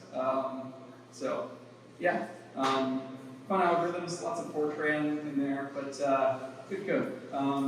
Yeah. Thank you. All right, let's go to a live demo, which is where things are really quick, right? Okay. Do you see anything on the screen right now? Just the mirror. Just the mirror for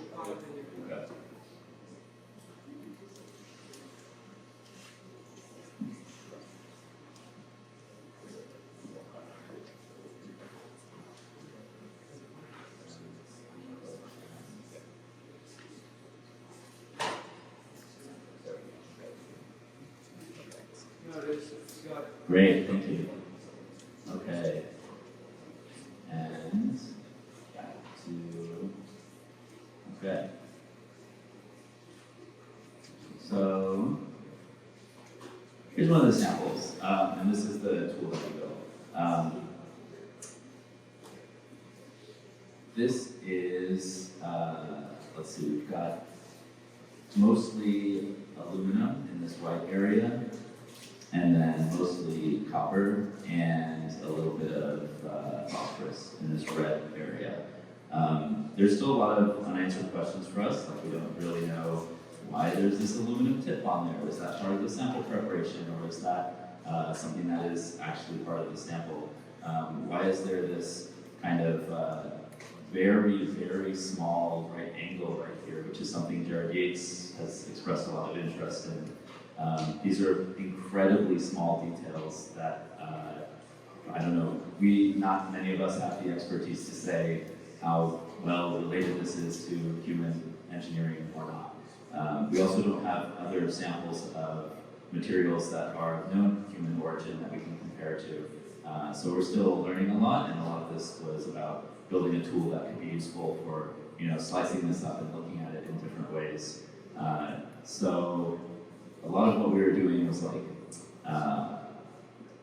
looking at, I'll show you an example. Let's just look here.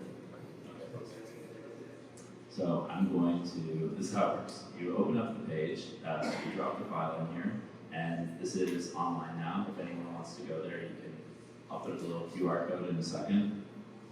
And we can look at a small chunk of the material, and we can kind of step through this material and see how it changes as we step through, and identify different kind of micro nano structures that are in there. It's hard to know what's real and what's pareidolia, what's an actual structure and what's just a noise result from the scanning process.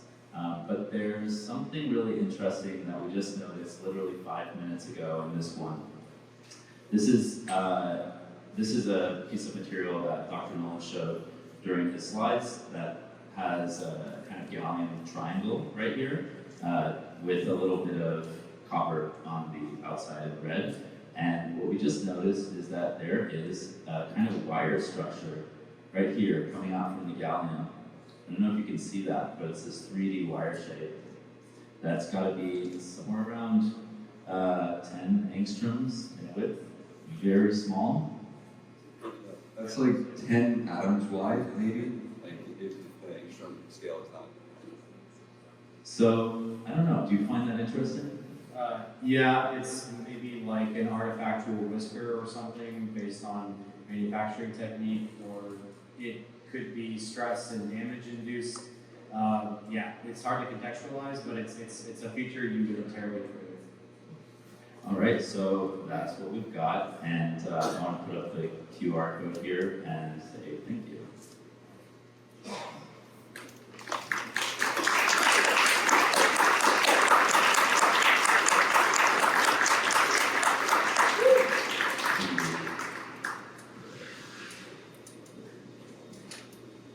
So if anyone would like to play around with the software, I know all the samples were distributed to with some data. QR code's on the screen. All the stuff is going to be open source. We want to make sure that we can let you, if you have APT data, view it effectively. So thank you guys so much.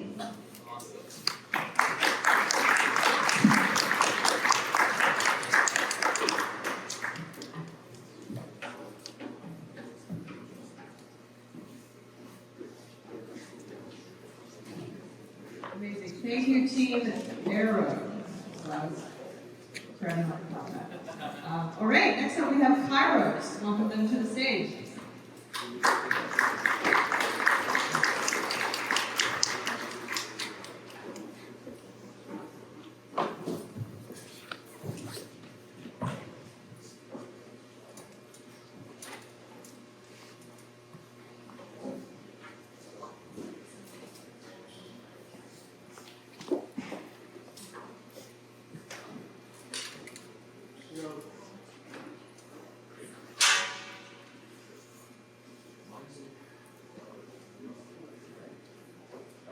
Hello, our project is Curious.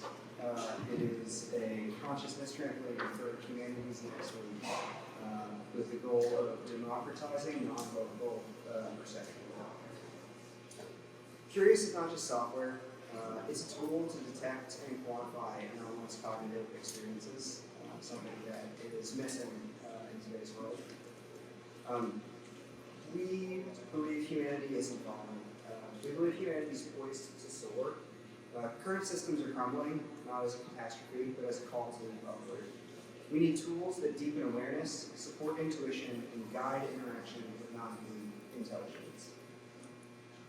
So what is remote viewing? Remote viewing is a structured method in which a practitioner engages non-local consciousness to perceive and describe distant or hidden targets beyond ordinary senses.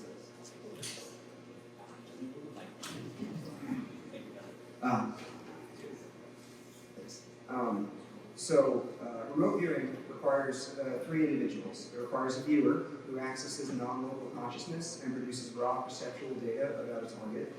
It requires a monitor that guides the session, keeps the viewer on protocol, and records all impressions in real time. And an analyst who reviews the session data afterwards and compares the actual target to extract meaningful intelligence.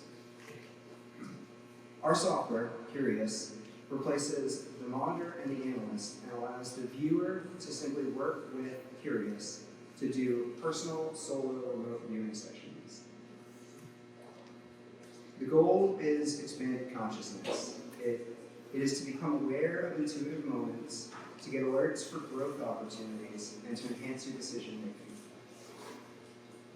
This requires training a model, and training a model requires data, and this data set does not yet exist. So we have created a tool for capturing and annotating this data without breaking concentration. And for that, I pass it over to Chase for word of demo.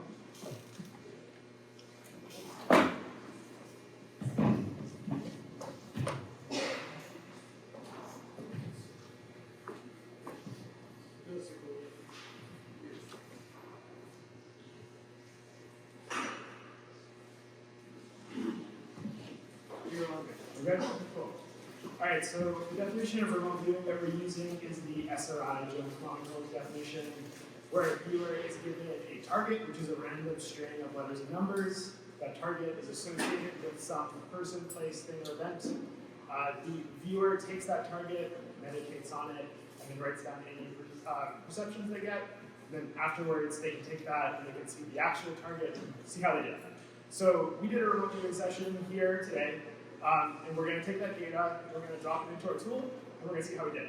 So first, we're going to make a new session, and we've got EEG captured from our Muse headband, and then we've got a video of the session, which is a screen recording from an iPad where we've drawn out our impressions during the session.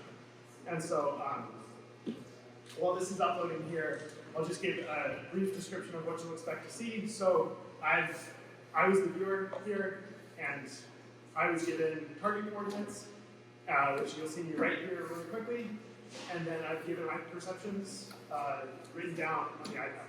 So here in our tool, what we can do is we can mark specific timestamps where certain things were written. We can say add a moment. And what that will do is it'll add a timestamp which is associated with the scrubber here, and then also correlated with the EEG here. And we can mark like, I saw something important, right? And the idea being here, when we see different things during the remote viewing session, we'll be able to annotate the data on the EEG and hopefully train a model so that the EEG can detect differences in the EEG pattern that correlate to positive anomalous experience. So let's see how we did on our session.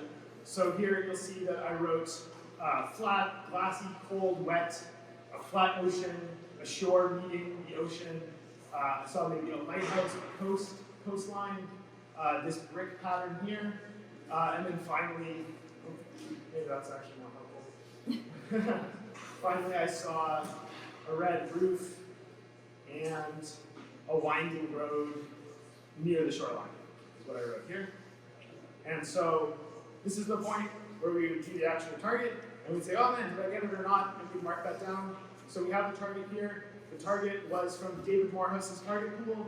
It was 8004267 The target was Bimini Road off the coast of the Bahamas.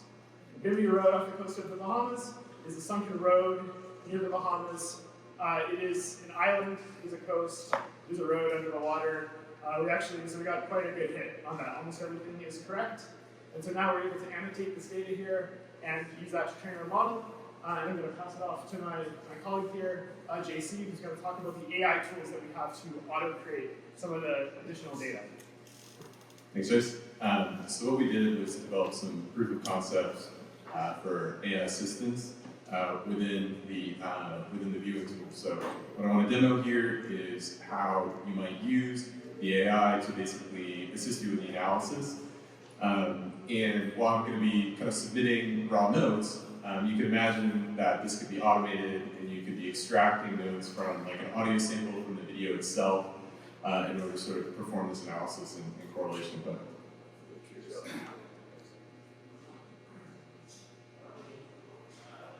so here I have some notes. They basically capture metadata about the session, where it occurred, location, and what the viewer reported, as well as the target itself. I'm going to save those notes for the session, and then we're going to move down here into the AI analysis component. So we have various prompts that we developed. I'm going to choose the CIA analysis. What this is doing is it's prompting the agent with a rubric that we've developed to basically score and grade the report that was generated. In this case, the AI gives it 8 out of 10. And you can also imagine that, this is important obviously because it's objective, it's not biased by the viewer themselves. And similarly, an AI based on sort of a dialogue with the viewer could be used to generate targets as well in sort of an independent and non-biased way. And then I just want to quickly demo another tool. Oh, actually, this other tool is not deployed yet. It's not. I guess it's not. Yeah. All right. Anyway, we developed some other tools that are basically useful in terms of having a conversation with an AI that's more of a coach. We've had some discussion today about levels of consciousness, about elevating consciousness. So in terms of someone who's developing their own remote viewing capabilities, they might want to be guided in terms of various types of reflections that they could do, various types of exercises or practices they could do to develop these capabilities. But you can also imagine that such a tool could be used to examine others for the purposes of knowing, maybe for in terms of who gets access to maybe certain technologies or who's privy to certain insights or elements of this dialogue. We might want to know what their level of consciousness is. So you can imagine AI tools in the future guiding us in terms of who we partner with in this process.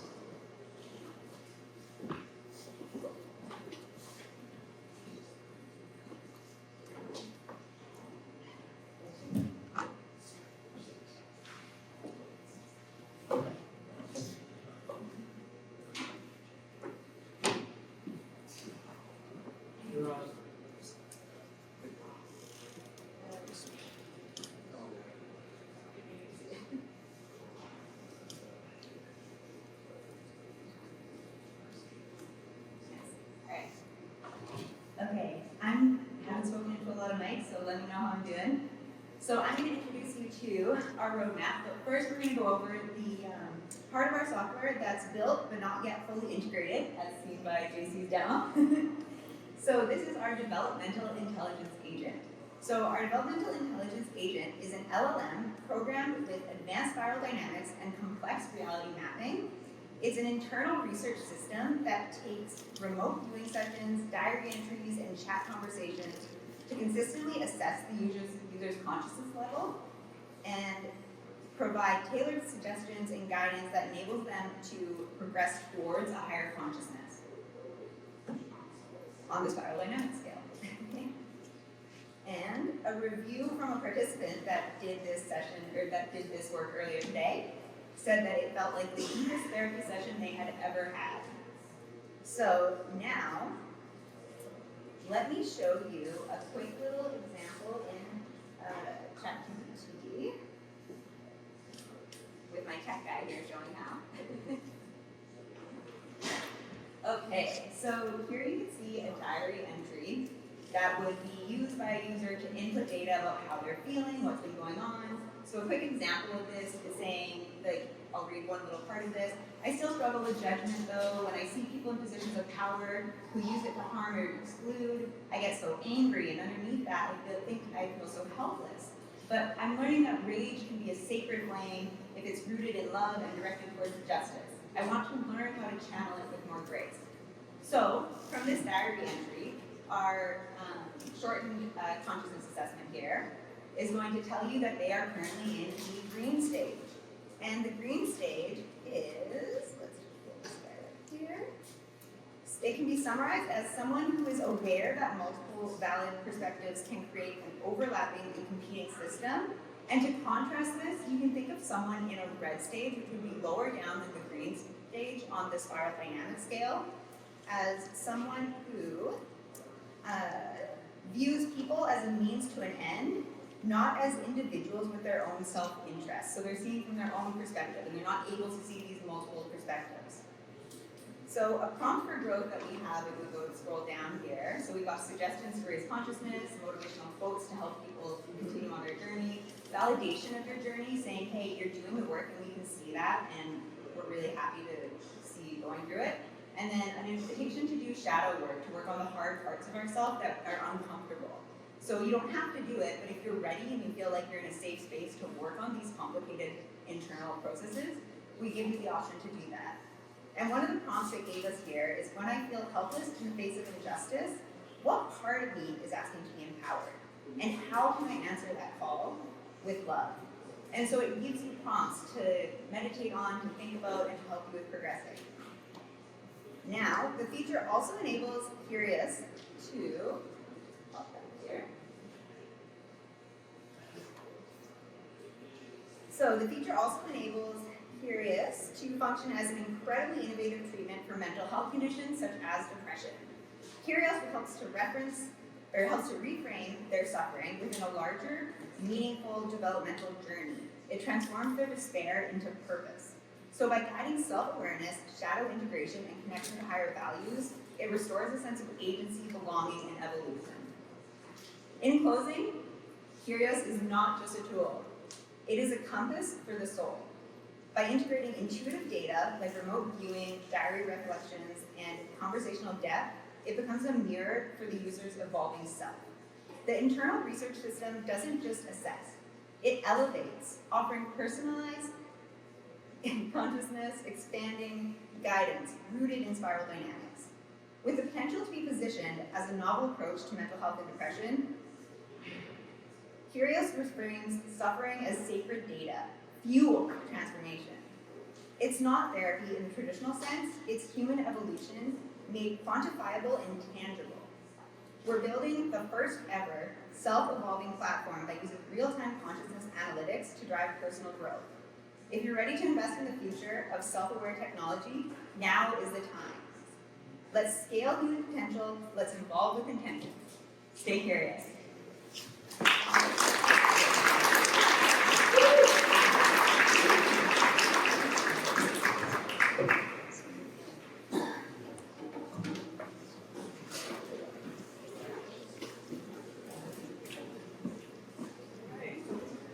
Next up, we have Lucas Sudo.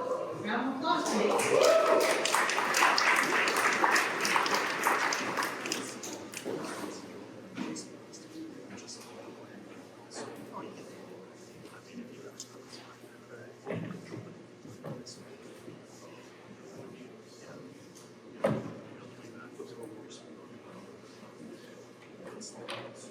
Is there an HDMI adapter? I think I have an HDMI adapter.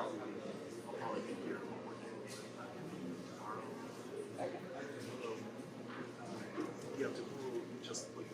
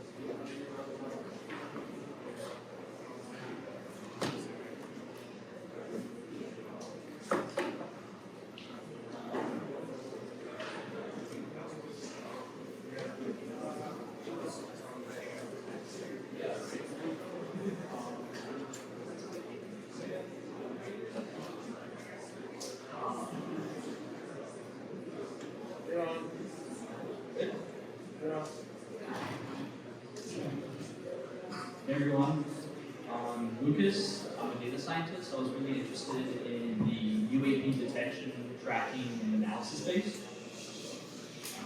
My project is called UAP triangulation and flight trajectory analysis. So the motivation behind this project, we're listening to the Skywalker folks talk about how a lot of times when they're out in the field, UAP can often spoof or jam their radar. And so if you're trying to analyze these objects and you cannot utilize the radar to determine this object's position in 3D space, how are you supposed to analyze its flight characteristics such as acceleration, velocity, and turning, and things like that? That's kind of the motivation behind the project. And so what is a solution for something like this? And it's supposed to be a triangulation framework.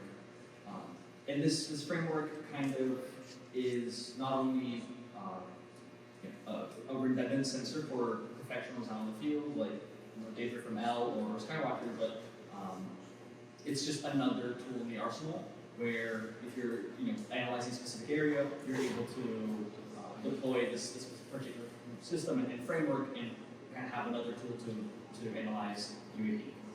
And the other motivation is just open source data collection and analysis, where kind of everybody can participate and use.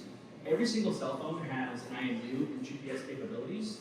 So theoretically, every phone can in collaboration with one another, can actually leverage this framework that Allison explained. So whenever we have two or more observers filming the same object from different vantage points, we should not only have two distinct videos, but we should be able to extract data from those two videos in conjunction.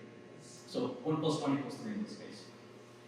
So the way that it works is we first have to understand the position and attitude of our sensors.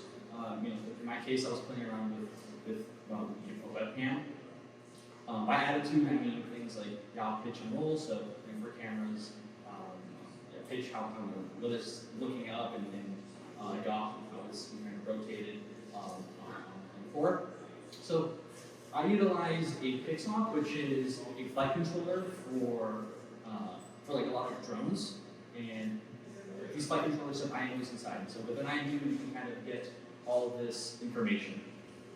I don't know if you're able to see the video properly, but I'm kind of here, rotating and lifting this little hit, and the IMU is creating an image, or kind of projecting these movements and translations in a 3D environment on the computer.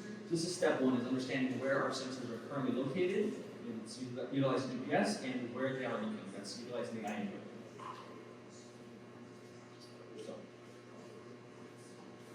And step two is for each sensor, you want to detect an object or the object, depending on what parameter you're setting. And it's this object's relative location on each sensor's field of view. So for camera 2 view over here, we see that the object is center below the center of the frame, and then the camera 1 is to the top and to the left. So that's step 2. With step 3 is you project a ray through the object's center pixel, or just through the optical axis of the camera, and we have to adjust the angle of this ray based on how off-center that object is. So you take something like the field of view of the camera, you take the resolution, and you kind of approximate based on how many pixels it is off-center, you can estimate the degrees by which it's off, and so whenever you project that ray outwards from that camera, you can adjust that ray based on the angle that the object is deviated. So we do this for both cameras based on where the object is in the field of view of both cameras, and you project these two rays. You then estimate this object's position by finding the point that is closest between these two rays. And so the more cameras, the better. The more rays, the better. But in this case, with 2 rays, you do something like least squares optimization, and it will give you the point. And so for that instance, that's giving you the position of the object in 3D space, because you know the attitude of the sensors, you know where they're looking, and where the sensors are positioned, so you're able to triangulate the object. And so you repeat this multiple times per second, and you should be able to create a mosaic of the object's trajectory in 3D space. So I mentioned how you detect the object and how off-center it is. This is kind of where tracking can become really useful. So if your tracking is really quick and you're able to center onto that object, the ray that you project out doesn't have to be at an angle, so you don't have to do all the fancy angle math and project at an angle. You can kind of just shoot a ray through that camera in that direction with the IMU information. This is where those two lines intersect. So that's only in the case where you have really good detection and tracking, you're able to center the object on your field of view. So I was playing around with just like a simple control loop of just having the servo rotate the camera until it kind of center on the water bottle. But this is not a requirement. As long as you have 2 cameras that have overlapping fields of view and they're far enough away from each other relative to the distance of the object, you should be able to triangulate the object, even if those cameras are static and there's overlap.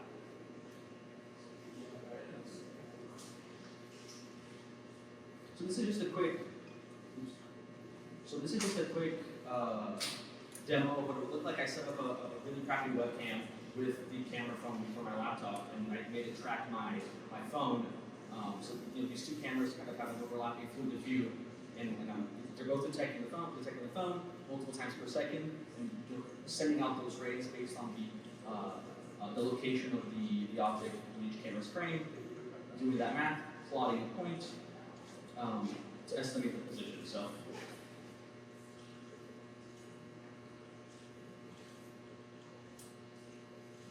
we have the two angles. I'm now moving the phone in kind of a circular motion, and we see the plots being, the dots being plotted in 3D space of the movement of the phone. And so once that's done, we now have a 3D trajectory of that object where we're kind of able to analyze. Great, so now we have 3D position of an object over time. This is where we can begin to extract flight characteristics of that object. Right, if you have two positions and you know the time between them, you can figure out velocity, and from velocity you can figure out acceleration. And since you have direction, you can figure out turn angles. And so this is where we can kind of begin to analyze the more traditional flight characteristics, acceleration, turn angle, and most importantly, whenever you combine them, where you see an object is accelerating too fast, or instantaneously, or it's turning at a very aggressive angle at extremely high speeds, these should be kind of alerts or thresholds where bells should be ringing. And this is kind of where our physical intuition is really important, and our understanding of limitations, because we have to kind of set these thresholds for what we consider to be an anomalous trajectory, because there is no UAP data set, right? At least I don't have it. Skywatcher please send it to me, so I can actually utilize a data to classify this. But we would be looking for things like instantaneous acceleration, supersonic speeds without sort of acoustic signatures, or whenever an object is detected moving at crushing G-forces. So you're kind of able to kind of just plot out this the object's behavior and spot any anomalies or what we consider to be UAP, based on our knowledge of what we have or how birds or planes move in the sky. So in terms of next steps, I think a really clear use case would be leveraging ADS-B data, which is airplane information, to match their trajectories and analyze if there's any similarity between what the plane is doing and what the detected object is doing. Some sort of like Euclidean distance between two trajectories, but it's almost too straightforward. This kind of helps us build a data set of almost like false positives. Right? If we understand how birds move in the sky, if we understand how airplanes move in the sky, and we start subtracting those things, we get closer and closer to leaving out what we actually want to figure out. I think the more interesting one, which I think is a often overlooked data source, that is reports and sightings. I played around with leveraging LLMs to, based on a report, to extract some flight characteristics. So the person would say, saw this object moving in this direction, and it turned at this, turned to this direction at this, really high speeds. And I tried kind of mapping that out in 3D space, but I think that's the wrong idea. What I think would actually be really interesting is taking an object's trajectory through 3D space that we calculated, feeding that into an LLM, letting it use its kind of reasoning ability, and collapsing that down into natural language, and finding if there's any similarities between, kind of the machine's interpretation of what the object is doing versus what the other observers actually said they saw. And so this kind of bridges the gap between qualitative and quantitative data, where we have so much eyewitness reports and sightings, and a lot of times this data point is usually overlooked, and this would be an interesting approach to kind of bridging that gap.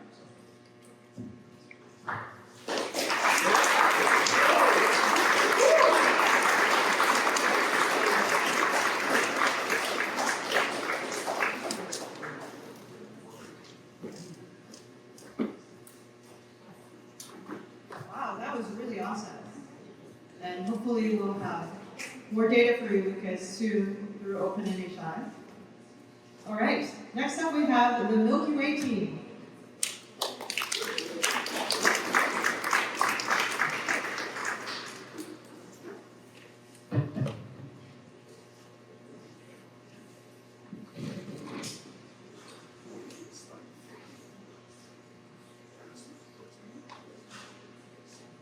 You're on. Everyone, can you see the screen? Yep.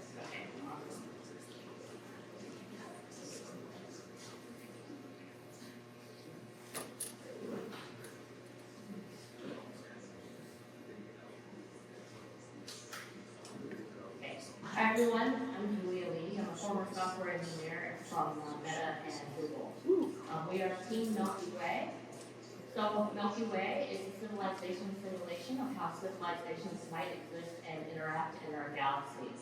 When we were building this, we really took an approach of what's actually achievable and wanted to take a scrappy approach to prototype something that could be very computationally and visually expensive. So I think I would show you the demo right away. So this demo is running, we're showing the latest version of the demo right on GitHub. So every time we will go, you will be able to see the latest. And basically, what you're seeing here is a visualization of the Milky Way galaxy. We use a formula to generate the planets of civilizations that might have interstellar travel, and we plot it out randomly, and then we have a simulation of how these civilizations might expand and grow their area of influence and then potentially interact with each other. We only had time to do some pretty simple interactions, but basically what you're seeing is the halos are their sphere of influence, and then when the spheres of influence overlap each other, there's some interactions that cause the spheres of influence potentially to change or to disappear.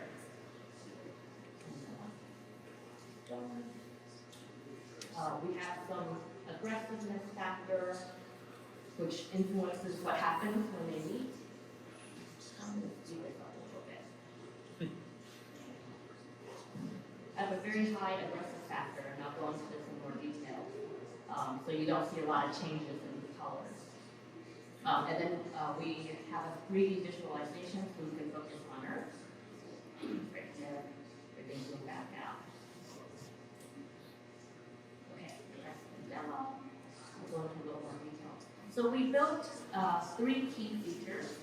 So the first thing is we wanted to model the number of intelligent civilizations, just so we have a foundation of how many entities might exist. The second feature we focused on was the visualization aspect, which can get pretty complicated when you have numbers at the universal scale and when you're running simulations of a lot of data. And then the third aspect was the simulation part, which is the fun part, what actually happens when there's an interaction. So for the model of number of civilizations, we just went back to the Drake equation. There's nothing more rigorous than that. That's actually credible. So we looked at the Drake equation, and what you're looking at is the Drake equation. We looked at taking a more modern version of the Drake equation, and we ended up not doing that because the numbers actually got too big to calculate. So we went with the traditional Drake equation, and the number that got really big was R, which is the average rate of star formation in our galaxy. The more modern version of this equation uses the number of possible stars. And so the number of possible stars in the Milky Way is 100 billion to 400 billion, but we couldn't actually do the math with that very inexpensively. So we used R instead, and you can actually scale everything so that everything fits into an integer. So the numbers we used, we also researched what a good default value would be. So the R that we picked is roughly matched to 100 to 400 billion stars in the universe. Then there's a fraction, which is the number of those stars that have planets, and it turns out that is near 1. So basically, when we launched the James Webb Telescope, we noticed that every star system has a planet. Almost every one of them do. So the default value we used for that was 0.99. And then there's the number of the average number of planets that can potentially support life per star with planets. There's some research behind that shows that the default value should be 0.4. And then the next 2 numbers that we looked at that are in the formula are the fraction of those planets that actually develop life and the fraction of planets with life that develop intelligent life. And so this is a complete shot in the dark. So what we did here was we just picked a small number, a conservative number, and then we struggled a little bit with making sure that the slider bars where you can select that number. has a level of granularity small enough to get to 0.0001, because it could be a very small number. We would like to get even smaller than that, but that's one of the design principles you have to think about when you're doing simulations with extremely small numbers. And then the last number that is in this formula is L, which is the longevity of detectable civilizations. In civilizations that have to, or how long they have to exist for to be detectable. And so we picked 1,000, but that's, a stab in the dark as well. Generally, research says that Earth has not had a continuous civilization for 1,000 years. So who knows what that number really should be on average. But feeding these numbers, and it's very flexible to feed in any number you want to simulate this. And then we get to the visualization part.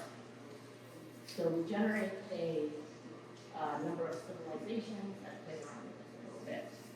Let's make this bigger so you can see that simulation better. And so next is the visualization part. And so here we wanted to be really scrappy also.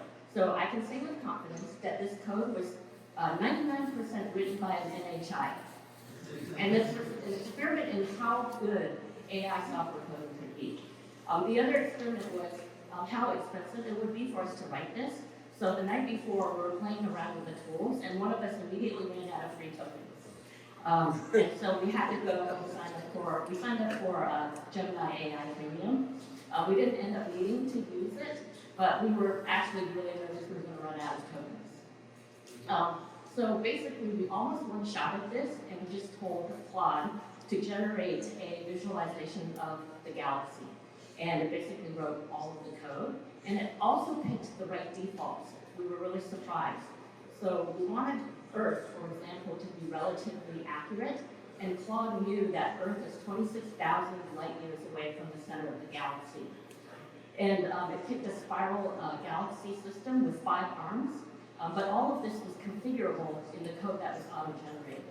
And then it picked like the height of the center, and it picked the height of the spiral galaxy. And we think that's actually somewhat based on whatever's out on the internet that Claude figured out. So we really didn't change any of the defaults. The other thing that the code generated was the number of points in the simulation, in the visualization. So it started out with 10,000 points. We tried to make it up 100 billion points, and it crashed the browser, but it turns out that the computer screen doesn't even have that many pixels. So we played around also with like using 10,000 data points up to like 10 million data points. It does work, but the problem with that is when you have 10 million data points, your visualization just doesn't look intuitive. It's just all bright white. So that's some of the nuances around visualization at galactic or universal scales. Okay, so those are the main points with visualization. The other things are that the more points you put on there, the more expensive it gets. So the visualization is entirely written in HTML and JavaScript. We use 3.js, which is a 3D library. It's amazingly snappy with 10,000 points. And so that's where the researchers designed thinking that went into it. We thought a 3D visualization would be a lot more engaging than a 2D one, but that comes with some pros and cons as well, because it's hard to look into a 3D visualization. All right. Great. So now we get to the simulation part. So we've drawn everything, and we wanted to think about, like, now that we've drawn the substrate on this for the simulation, what interactions could we build? And so the first one we started with was just expansion rate. So just model how quickly a sphere of influence could get, and then we thought the halo visualization made a lot of sense because it was somewhat transparent, but it could overlap on each other. And so for our expansion rate, what we did was we just randomly picked a start date, because different civilizations have different points where they can actually start to expand beyond their star system. And then we picked a static expansion rate, We could change the expansion rate over time. The formulas are flexible enough for that, but we just didn't have time to refine it. And then the expansion range obviously shows the halo, or the spirit influence. The second simulation interaction that we modeled was technology level. And so basically that's just from 0 to 1. The principle that we used around this is that if you can't travel beyond your star system, your score is 0. And so basically Earth's technology score is basically 0. You can't interact outside of our star system. And then the other thing we debated was, should the technology level be proportional to the expansion rate? Because theoretically, your technology is better the faster you can expand. But we actually decided against that. We implemented both ways, but we decided against that because I think it's a major assumption to say that a high technology civilization wants to expand. The expansion rate is just a rate. It doesn't necessarily just say what you're technologically capable of, but it also says what you want to do. So you could be a highly technological civilization that does not necessarily want to expand. But we played with both of those. And then the third part, the third interaction we played with was the aggression factor. I would have preferred that we played with the cooperation factor, which we were going to do next, but some people felt like it would be more fun to model the aggression factor. But basically what we did was we just put in a heuristic saying that if you are aggressive, if your aggression factor is above a certain threshold, which is configurable, and your technology is at least twice as high as the other civilization, then you could absorb them. And so I'm going to show the demo again with all of those interactions. And so I showed it first with the aggression threshold of 0.9, but I'm going to show it again with the aggression factor of 0.5. And so here you see the halos of the different spheres of influence of the civilization. And then what you'll see is there's color change, which happens when one civilization absorbs the other. We're also tracking the number, which is Earth encounters. And that's the number of NHIs, or civilizations, that theoretically could have expanded over Earth, to Earth. We made no assumptions of whether Earth has already been absorbed or not. And then some of the color changes that are happening is, this is where the AI was really cool. It just introduced a feature where it slightly changed the color, saturation, and hue to match the absorber. So that's why you're seeing a lot of pinks and greens. So the original civilization that took over other civilizations are all starting to look different shades of the green. So that's all algorithmically determined. And the other thing we played with was, we had a debate, which was, should we delete the halo of an absorbed civilization? This version doesn't, but there's a version that does, because theoretically if you're taken over, maybe you lose the sphere of influence, but theoretically the taking over civilization can gain the sphere of influence of the other civilization. And then the other debate we had was, should both civilizations have the potential of changing color, versus just the civilization that got traveled to? And we tried both versions of it. And so it's just kind of interesting to see how the different halos change.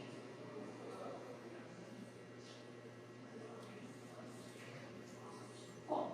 So that's a summary of what we did. We actually had a list of lots of different interactions we wanted to code, but we ran out of time. But the implementation that we used was really inexpensive. So it's very, very easy to add a new interaction. And with AI coding, you can add a new interaction in like 5 minutes.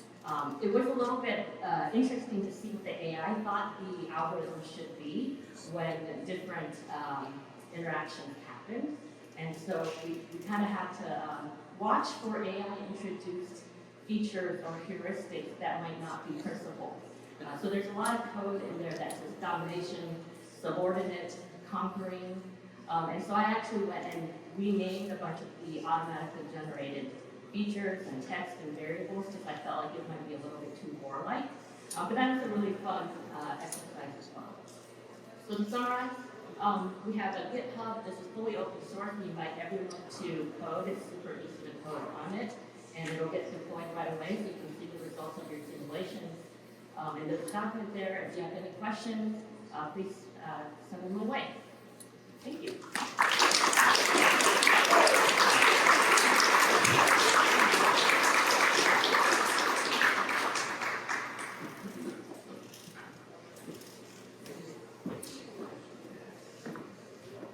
Thank you so much. That was quite fascinating visualization. All right, so we have our last team who's going to come on the stage to present, who has just been rebranded to UAP Busters. There you go.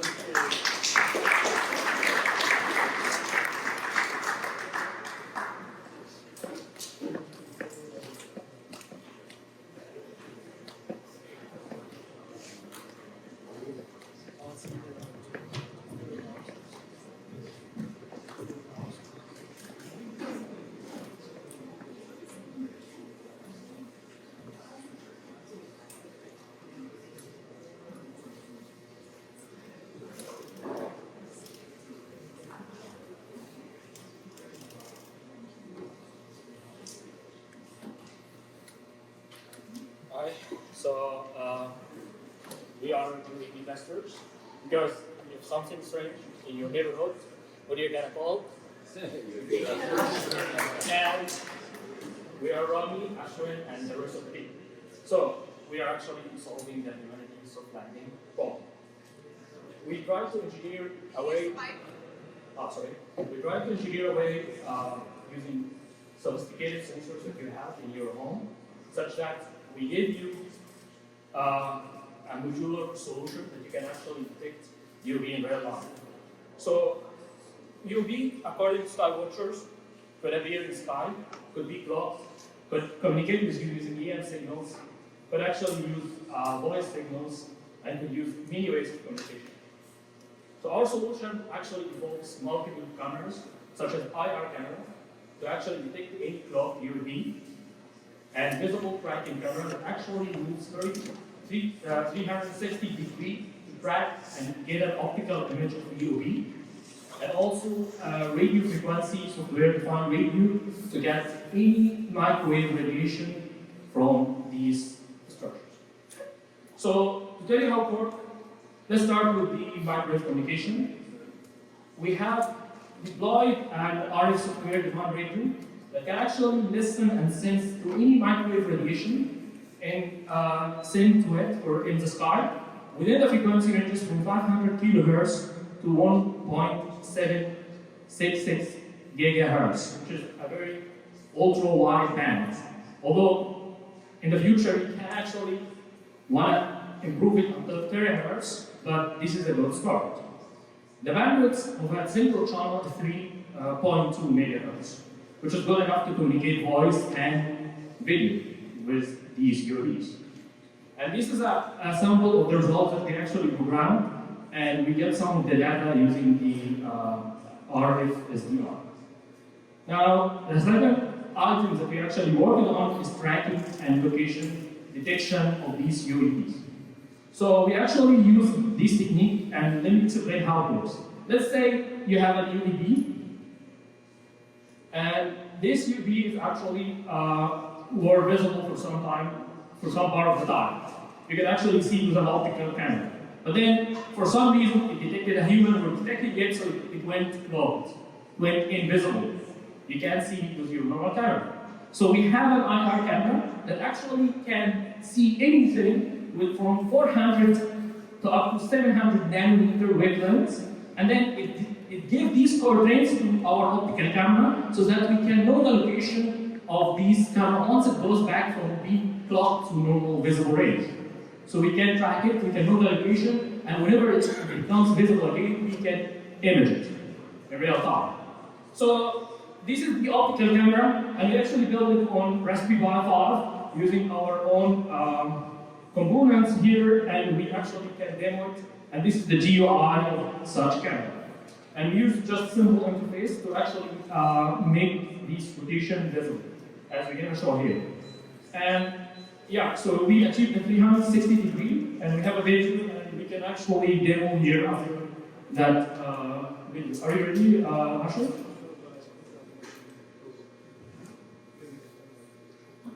Sure. Okay.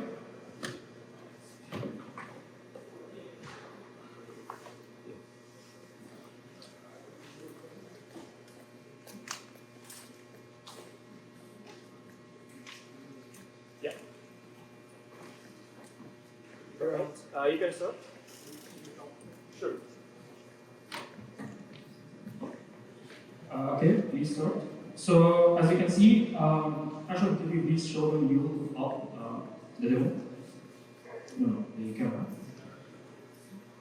So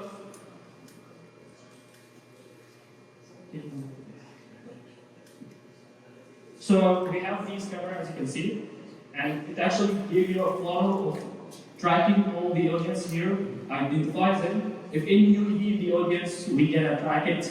Luckily, there's no. So yeah, and we actually move it in all space, all time to actually get an image and detection real life of all that involved. Thank you, everyone.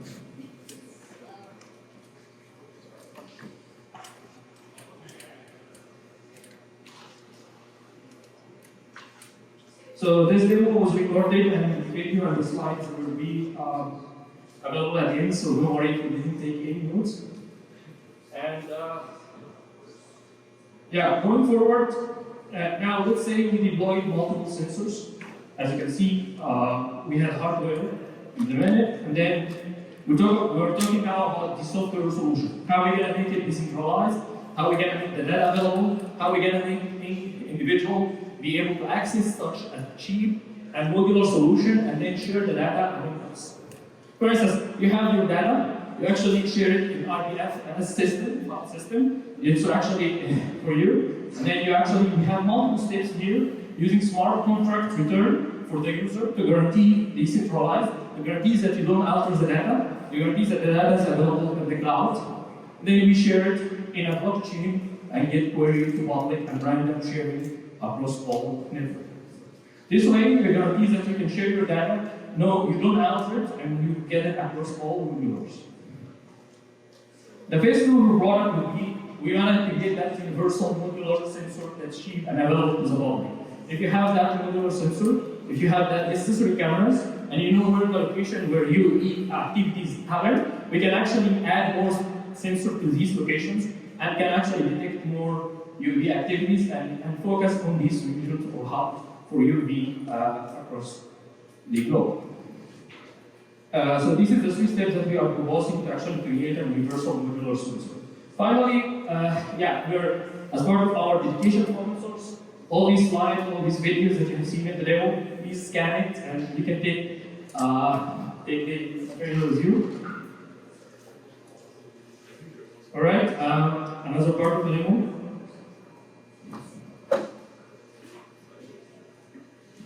So actually, what you want to show us? So here's quickly the dummy data demo, if I could say. So if we could show you the live infrared camera and the optical camera, the live feeds would be here. And if you could see, we could also have anomaly tracking map. As I think Lucas mentioned it really well, that we can use open source ADSB exchange data and show its control.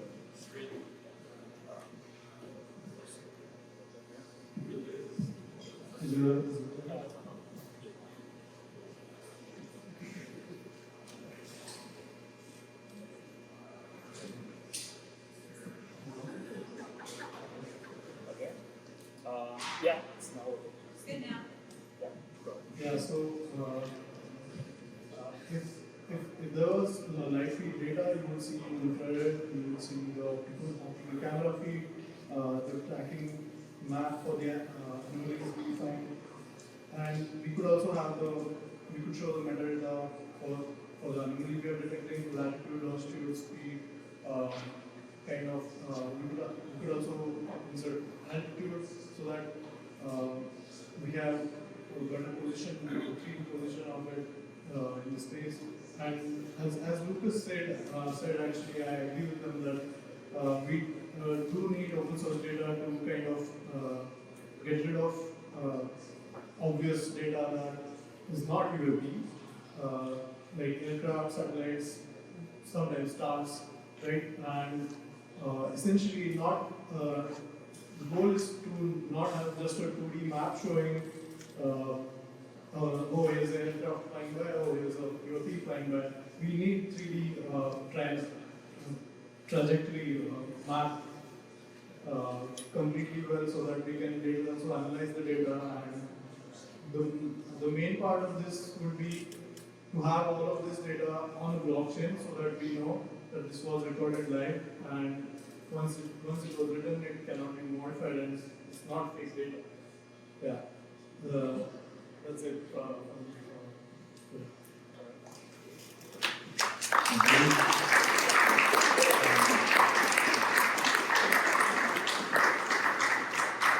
So here's our contact, guys, if you want to discuss it more. There it is. Yeah, so so here's our names and emails in case you want contacting us. And if you have any question about our solution, feel free to ask us anytime. Back to your contact. Alright, Alright, and also the slides are available, so you will have also got your contact in the slide as well. Thank you all, and have a good night.